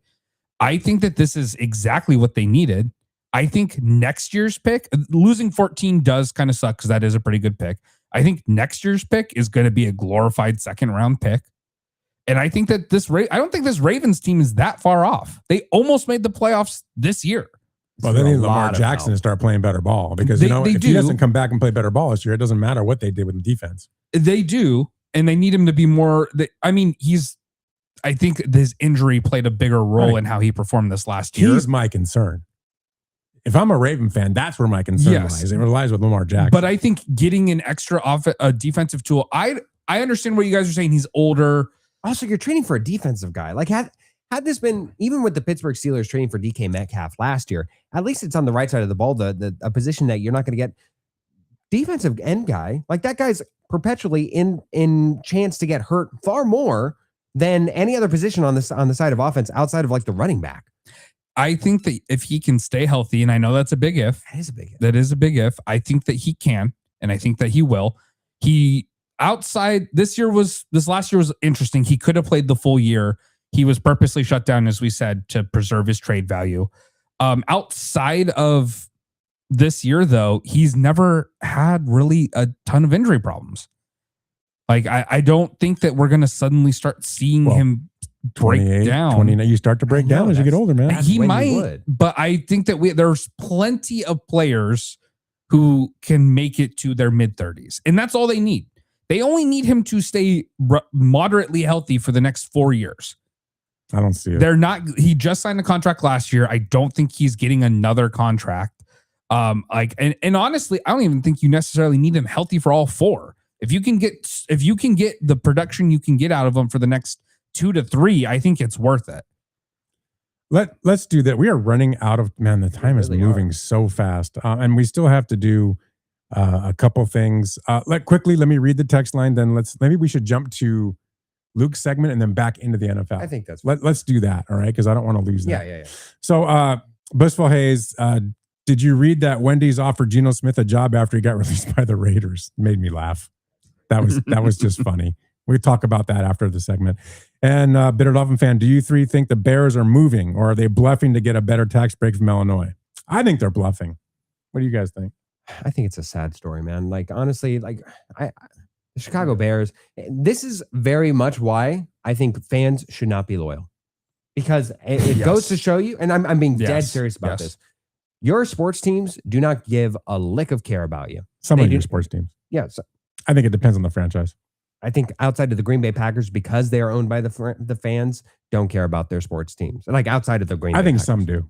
I think the Chicago Bears do, but the Chicago Bears up in the air. Are synonymous with the NFL, one of the 2 oldest franchises in the NFL. And the fact that you are so willingly flippant and that you are so needing of negotiations when you are a $1 billion organization and franchise, that you are going to levy the state of Indiana from Chicago when they are understandably saying, why, we can agree to some things, but not give you everything whenever you are just needing tax cuts and everything else. It's a sad story. And the fact that you are willing to even leverage the idea of the Chicago Bears being anything but the Chicago Bears is truly sad and shameful.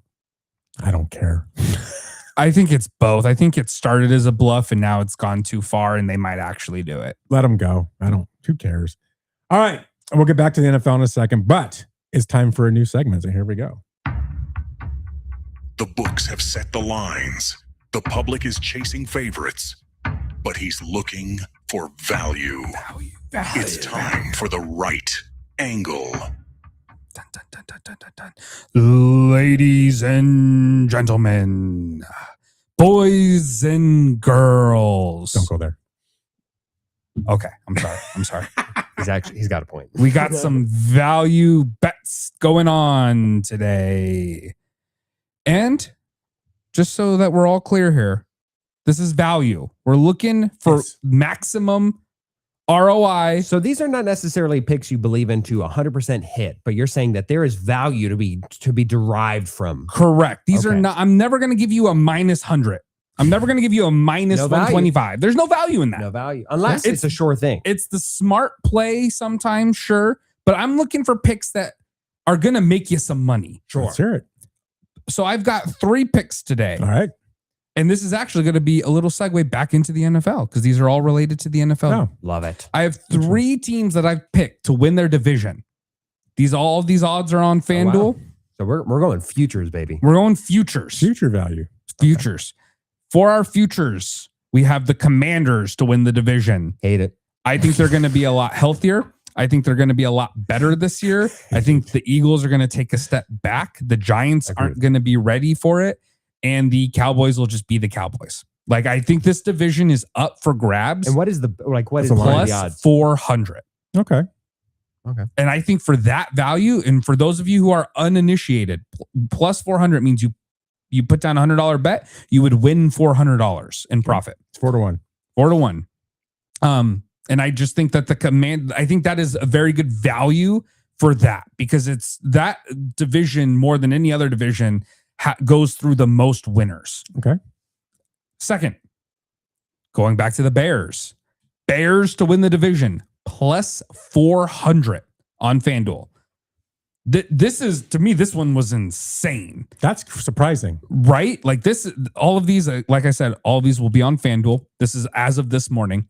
Plus 400 for a team that just won the division. They just won the division. They were just the 2nd seed. This was first year of Ben Johnson. It's only going to get better. I know they just lost their Pro Bowl center. That's rough. That is a rough loss to take. But the idea that somehow I think they were 3rd. I think both the Packers and the Lions were ahead of them. And that is, to me, insane because it was not like a very short margin, I believe. And what are the odds? Plus 400. I'll bet that one. I like that one more than the other one. And just so you know, plus 400 on these bets, that has an implied probability, like an implied percentage of saying 20%. So are you saying that, so the value that we are surmising here is that more than 20% of the time, do you think that the Bears next season will win the NFC North? I think that that's true. Right? Yeah, I agree with that. Finally, the last one at plus 550 on FanDuel. Ooh, Bet 100, win $550. Making me feel funny. Go ahead. To win their division, the Carolina Panthers. You're a season too late. I was already here. Nope. I was here last season. Again, this one's crazy to me. They were behind the Falcons and the Bucks. Yeah. They just won the division. Mm-hmm. They're going to get better. They are going to improve. That's a strong statement. Well, and on top of that, nobody else is getting better in that. I mean, I know the league year has just started, and that's part of why some of these lines are the way that they are. Yeah. Mm-hmm. We don't know what's going to happen, but it looks like there's a decent shot Mike Evans is gone. Yeah. Darnell Mooney was already released from the Falcons. Mm-hmm. Like these other teams Big loss. are honestly, I think it is a sneaky big loss. He played some very good snaps. Sure. And so I just think as a whole, the Panthers are like the fact that they were 3rd in the division in terms of odds to win is crazy to me. Around 15% chance. So do you think it's more than 15% chance that seasons played next year 100 times? Do you think it's more than that they win the division? Again, for value, Yes. there's value. And then on top of that, and this one, ladies and gentlemen, I don't necessarily recommend, but this is just a fun thought experiment. If you parlay them all together, and what that means for the uninitiated is that the Commanders, Bears, and Panthers all have to win their division in order for you to win this bet. But if you parlay the 3 of them together, you have such good odds that if you bet $100, you will win $11,682.25. Wow. Yeah. You can pay off Ralph's Tezzy with that. So that is my value picks Those are of good. the week. They will not always be futures. We're gonna mix it up, but I thought I wanted to give you a few of them here. Well, with March Madness next week, We're gonna have some I was gonna great say, ones. We need some value picks for who's. Oh gonna yeah, we'll be win. doing a lot of March Madness for Good. the next 2 or 3 weeks. You know, I did a $5 parlay with Japan, Cuba, Venezuela, Mexico, and Puerto Rico in the first round, Uh-huh. and it hit $116 for Nice. $5. I was like, I felt very Lukish. Yes, you Very should have. Lukish. So can we go back? Let's go stay with the NFL. Speaking of those Bears, We talked about the Crosby trade. We kind of mentioned the DJ Moore trade to Buffalo. I mean, big deal. Yes. No, let's not go too deep into it. But yeah, just interesting that DJ Moore now becomes a number one over there. I think Josh Allen can utilize him better than Caleb Williams because it seems like their relationship never really solidified from the first year that Caleb Williams struggled. I don't think it matters. I think DJ Moore is the problem here, not Caleb Williams. Oh, wow. I think we're going to run into the same problems. There are plays he's just giving up. There are plays that he could have made in which he just gives up, and we have the video evidence of that. So I think that we're gonna run into the same thing. He'll be force fed more, I think, in Buffalo, just based off of what we've kind of seen there. So that might make him look better. But at the end of the day, I think this is gonna be a poor man Stephon Diggs. Lackadaisical DJ Moore still better than Keon Coleman, who can't start on the team. who they released, by the way. Yes, and Diggs did get released. We're not 100% sure if it was just a cap casualty or some other alleged things happening as well, but he is also Having a bad month. Yep. And then Bad there was a trade which I think was a reaction to getting their butts whipped by the Seahawks. There's the Rams went ahead and traded for Trent McDuffie from the Chiefs. And they sent a 2026 first round pick in the deal.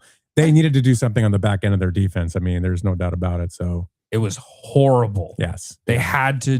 This defense was so good 2 years ago. Yep. And I know losing it, and this was for the first year Aaron Donald retired. Everyone thought they'd take a step back. They didn't. Because they drafted tremendously on that defense. They did. And then they just could.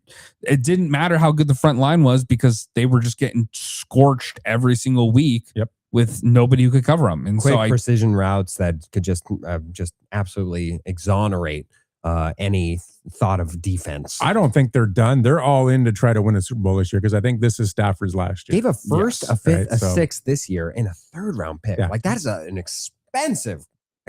I think they way overpaid. I think they overpaid, but I think the fact that they knew that some of those picks are truly going to be like, you can pretty much take all those picks and move them down around, as we kind of talked about earlier, especially in this draft. This draft is not necessarily as loaded with talent. And they have the luxury of having an additional first round pick because of how well they've drafted. They were able to last season Thanks, trade Atlanta. down. Yeah. And thank you, Atlanta. Yeah. I think we'll see more from the Rams. Like I said, I think they're really trying to do something here. Oh, they're not done. They're not They're done. not done. They want to give Stafford one more shot. They want to win a ring. And they know they have to deal with Seattle and they have to deal with the Niners once they get healthy in the division. So what about some releases? So what about the fact that Kyler Murray has been released? We kind of knew that was coming. Go ahead. Yeah, we all knew that was coming. I'm not surprised. They definitely I needed thought he was going to get changes. traded. I don't know why you thought that. Nobody wants that. Literally everybody was saying that was not going to happen. You were the only one who was still on that bandwagon. Where do you think it goes? Well, I think it. Side note on this. Part of why I still have some value of thought towards Kyler Murray being a good quarterback, some modicum of hope, is that I feel that it was organizational failure on the part of the Arizona Cardinals. Why do I feel like that? Because I had the little thought experiment as we had expressed before. I had the thought experiment that the Arizona Cardinals do not release. I bet that they eat this number. I bet that they try to make a first year happen with the coach if they had any thought whatsoever that Kyler Murray would be a starting quarterback for anybody in the NFC West. And tell me I'm wrong. That if they thought that the Seattle Seahawks were in a position of need at the quarterback position and would snap up Kyler Murray, that they would not have released him. If they thought that the 49ers had any thought of snapping up Kyler Murray and starting for their team in a different scenario where Brock Purdy does not exist, if they, or even Mac Jones to be behind him, if they thought that the Rams were all of a sudden Matthew Stafford were to retire, I bet that they would not release Kyler Murray for fear because they are an organization that operates out of fear and public support. I agree with that, but the fact that they did it was the right move. I think they owed it to this coach and his new staff. which is terrible. But I think they owed it to at least to the head coach. I think you're going to see Connor get released too. I think he's a cap casualty. He's for sure getting released. Right, because they're probably going to draft. If they're not stupid, they probably draft Love from Notre Dame. But we'll talk about that. That would be if they are stupid. They would draft. Well, we'll Love. talk about that. Real quick, speaking of the draft for everybody, it's just real quick. We're going to have a draft show. So Thursday, April 23rd, we will be on from 5:30 our time, so half an hour before the draft starts till the very last pick of the first round, till the Seahawks make their great, amazing pick in that first round if they don't trade it away. But we will have a show. We'll have guests. We'll probably have the King on. We'll probably have some other people. So it's going to be a fun night of draft NFL football. So don't forget that. Put it on your calendars, April 23rd. Back to that. We'll talk about that point. I think you're wrong, but anyway, I'm not. We'll get into that. So let's continue down here. Other releases. So Geno Smith was released by the Raiders. I don't think that didn't surprise me one bit. No. I'm a little surprised in that I now you have to find somebody to potentially, because part of the reason why Ashton Genty didn't work is the same reason in part why Geno Smith didn't work, is that offensive line is truly terrible. They're terrible, yeah. And so more so than just what tutelage Geno Smith could give Fernando Mendoza, which is, not much. Honestly, not much. He's got, there are some things I wouldn't want him to learn from Geno Smith, specifically on how to treat teammates and how to act on the sideline. But if nothing else, for just a meat bag to take the hits from behind that awful offensive line, there's value in that. And you're already paying the guy $18 million to not be on your team. What's $8 million more for a quarterback to just take the hits would have been my thought. I think the relationship he was developing with the fans and just some of the things he was saying, he started to become a cancer there last year. And I think with the new coaching staff, you had to get rid of him. I don't think there was a choice. There was no value. Unfortunately, the Raiders are going to draft Mendoza and they're going to immediately start him, which is a mistake. Yes. And so you weren't even going to use him as a meat bag. Because Mendoza's not even he's not that mobile. He doesn't have like the traits of Caleb. He's somewhat mobile, but he shouldn't start right off the bat. They should bring a veteran in, and they might bring a veteran in. Maybe they bring Kyler Murray in. They might bring in Brissett. Honestly, Brissett. Well, Brissett's under contract, so yeah, he's not going. I thought they were going to release him. No, they're going to release Kyler. Well, I understand they're releasing Kyler too. There's a very good chance that they will be starting Jacoby Brissett as their quarterback. He probably will be the starter. Yeah, I don't know where you heard, because the thought was that they were going to be bringing in Malik Willis. Well, they're trying to trade for him or get him. Yeah, that is a good point. Because the Cardinals are open to trading Brissett. So there we go. Yeah, they're open to it, but I don't think they'll ever release him under any circumstance, because at the very least, he's a very good backup. Yeah. And I don't think they're going to get Malik Willis. I hope that they're not dumb enough to pay what Malik Willis is asking for. Yeah, it's ridiculous. But they might be. They're pretty dumb. Any organization is that dumb, the Arizona Cardinals is right up there. I'm curious, what number do you think he's going to go for? I think it's around 25. I think he's asking for 30, would settle on 25, and would be able to generate 25. I think he should go for 25. I think he should go for less, but I think he'll get 25. It would not surprise me if there is a team dumb enough to give him 30. I think you'll see these Sam Darnold contracts, right? I think you'll see these 3-year, $30 million contracts. 30 million. But I think Sam Darnold kind of set the standard as, hey, somebody that's got to go prove something. It's worth about it's worth about $33 million a year. But he had already proved with a 1-year option. Yeah, I think that he had some. Like the year in the Vikings year gave him the 30 million. Yeah. Malik has not had a Vikings year. He's had a couple Vikings games. He said games. That's fair. He's had games. So maybe also, that's 125 million. Because what is now the Sam Darnold deal was the Baker Mayfield deal, and same point. Like he was able to prove it 1 year with Tampa, then stayed with Tampa for that 30 million range. I would think that the league is going to hold firm and say 25 million is where we are willing to do for a promising prospect that could be a LaFleur just proxy quarterback. Where do you guys think, curiosity, where do you think Kyler winds up and where do you think Geno winds up? Okay. I've got one where I think he's going to end up and a fun one. I'm going to go with where I think everybody's connecting the dots to Minnesota. For Kyler? That's probably the safe money. The one that I think is fun, and I don't know why people aren't talking about it, and potentially it's just from them. What about Atlanta? Like, if he's going for a veteran minimum, everything's technically set up there. Cousins is still there, right? I mean, he's no. They released him? No, they're releasing him. Yeah. Okay. They're set to release him. Yeah, all these things are. He's been told that he's being released. Yeah. Cousins will be a Raider.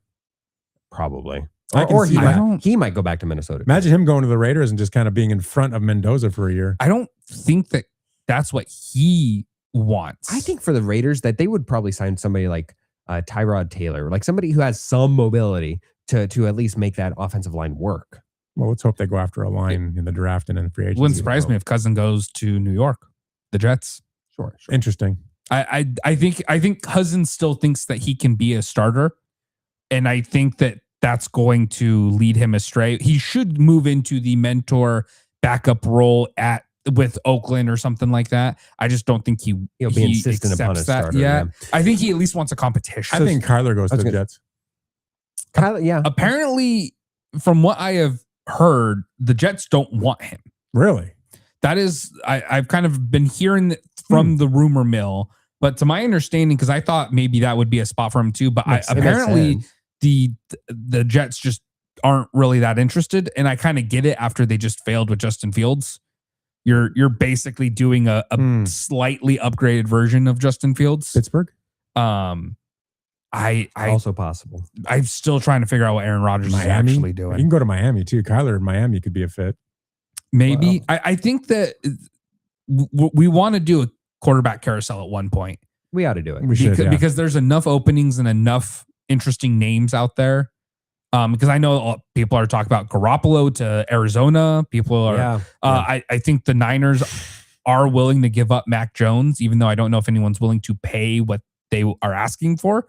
But I think there are like a lot of interesting names and a lot of interesting openings. I hope and pray Garoppolo comes to Arizona. It would be apparently him and possibly him and LaFleur, after working together for a couple of years. Although, to be fair, Ralph, is there any quarterback that's even got potential to be traded to Arizona or moved to Arizona that scares you as a Seahawks? I mean, there's none. Yeah, there's none. Like Tua goes to Arizona. What is that good for you? Yeah. If you're a Seahawks fan, you hope Tua comes. Yeah. So if you're a Seahawks Ram fan or Niner fan, you don't think about the Cardinals right now because there's nothing to think about. There's nothing to worry about. The closest I could come to like fear of being like maybe they'll be able to get a game against you guys would be Malik Willis, just because I don't know. I don't know for he's sure got a that lot he's to bad. prove. Oh, I agree. Yeah. I'm saying he's the one that I'm like, I don't know that he's bad. I'll tell you what, if I'm a quarterback, I don't want to come to Arizona. No, I just don't. And I think that's something people haven't really spoken about in terms of the Cardinals. But they've got Trey McBride. There's literally, for now, Marvin Harrison. There's quite literally no reason to want to come to Arizona. Michael Wilson. It sucks to be here in the summer. The ownership sucks. That's the big part. You can't. The GM should have been fired last year. He's probably going to be fired after this year. Your coach is probably going to get fired in a year or two. Arizona loves to get misaligned with their timetables. It's the dumbest thing. GMs and head coaches. So that way you're always saddling one with the other. You literally only have there's only one proven young talent in Trey McBride. You don't have any other young talent that you can point to and say, yes, this is going to be the future. Because everyone on defense was hurt and everyone else on offense hasn't been panning out like that. I think Trey McBride will be gone if his first opportunity. Well, I mean, he just signed the big contract. Oh, that's right. He just did, huh? Yeah, so he's stuck I think he's going to ask to be traded then. So, like, why do you want to stay there? Maybe he'll be like Larry Fitzgerald. He just wastes his career away. Yeah, I mean. But yeah, that's what I'm looking at is just there's no one who would want to come to Arizona unless they overpay, and I don't think they're going to overpay because they're cheap. Were you guys surprised that Breece Hall got franchise tagged? I was. I wasn't. But I guess who's going to the Jets willingly to take their money that they have? So you have the luxury. I thought they would be dumb enough to try to trade up and get like Jeremiah Love or something like that. Well, supposedly it is. I mean, again, if wishes were fishes, then we'd all have fish sticks. Wishes were fishes. Yeah. But supposedly Breece Hall, the franchise tag is with the deliberate intent of just buying yourself more time to actually sign a long-term extension. But Saquon Barkley roll over again? Well, Breece Hall's not that good. He's no Saquon. Yeah. And keep in mind, this was also a team that was only willing to trade Breece Hall if they got the price that they were asking for. They came very close to trading Breece Hall, supposedly, to the Jets. To the Chiefs from the Jets. Even that last season. But I believe it was that they were asking for a second rounder, which a midseason trade for a running back, that would have been a very hefty price. Who's about to be a free agent. Yeah, who's about to be a free agent.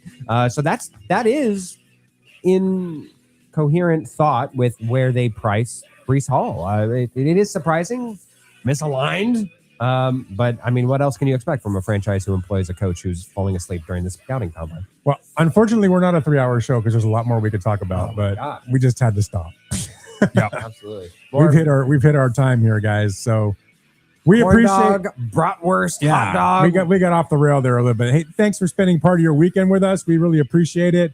We will be back next week, same bad time, same bad channel. We got a lot more to talk about. Maybe we'll start getting into the MLB and we'll look at projections and different things, and we always have NFL to talk about. Thanks for joining us. Hey, go Dartmouth.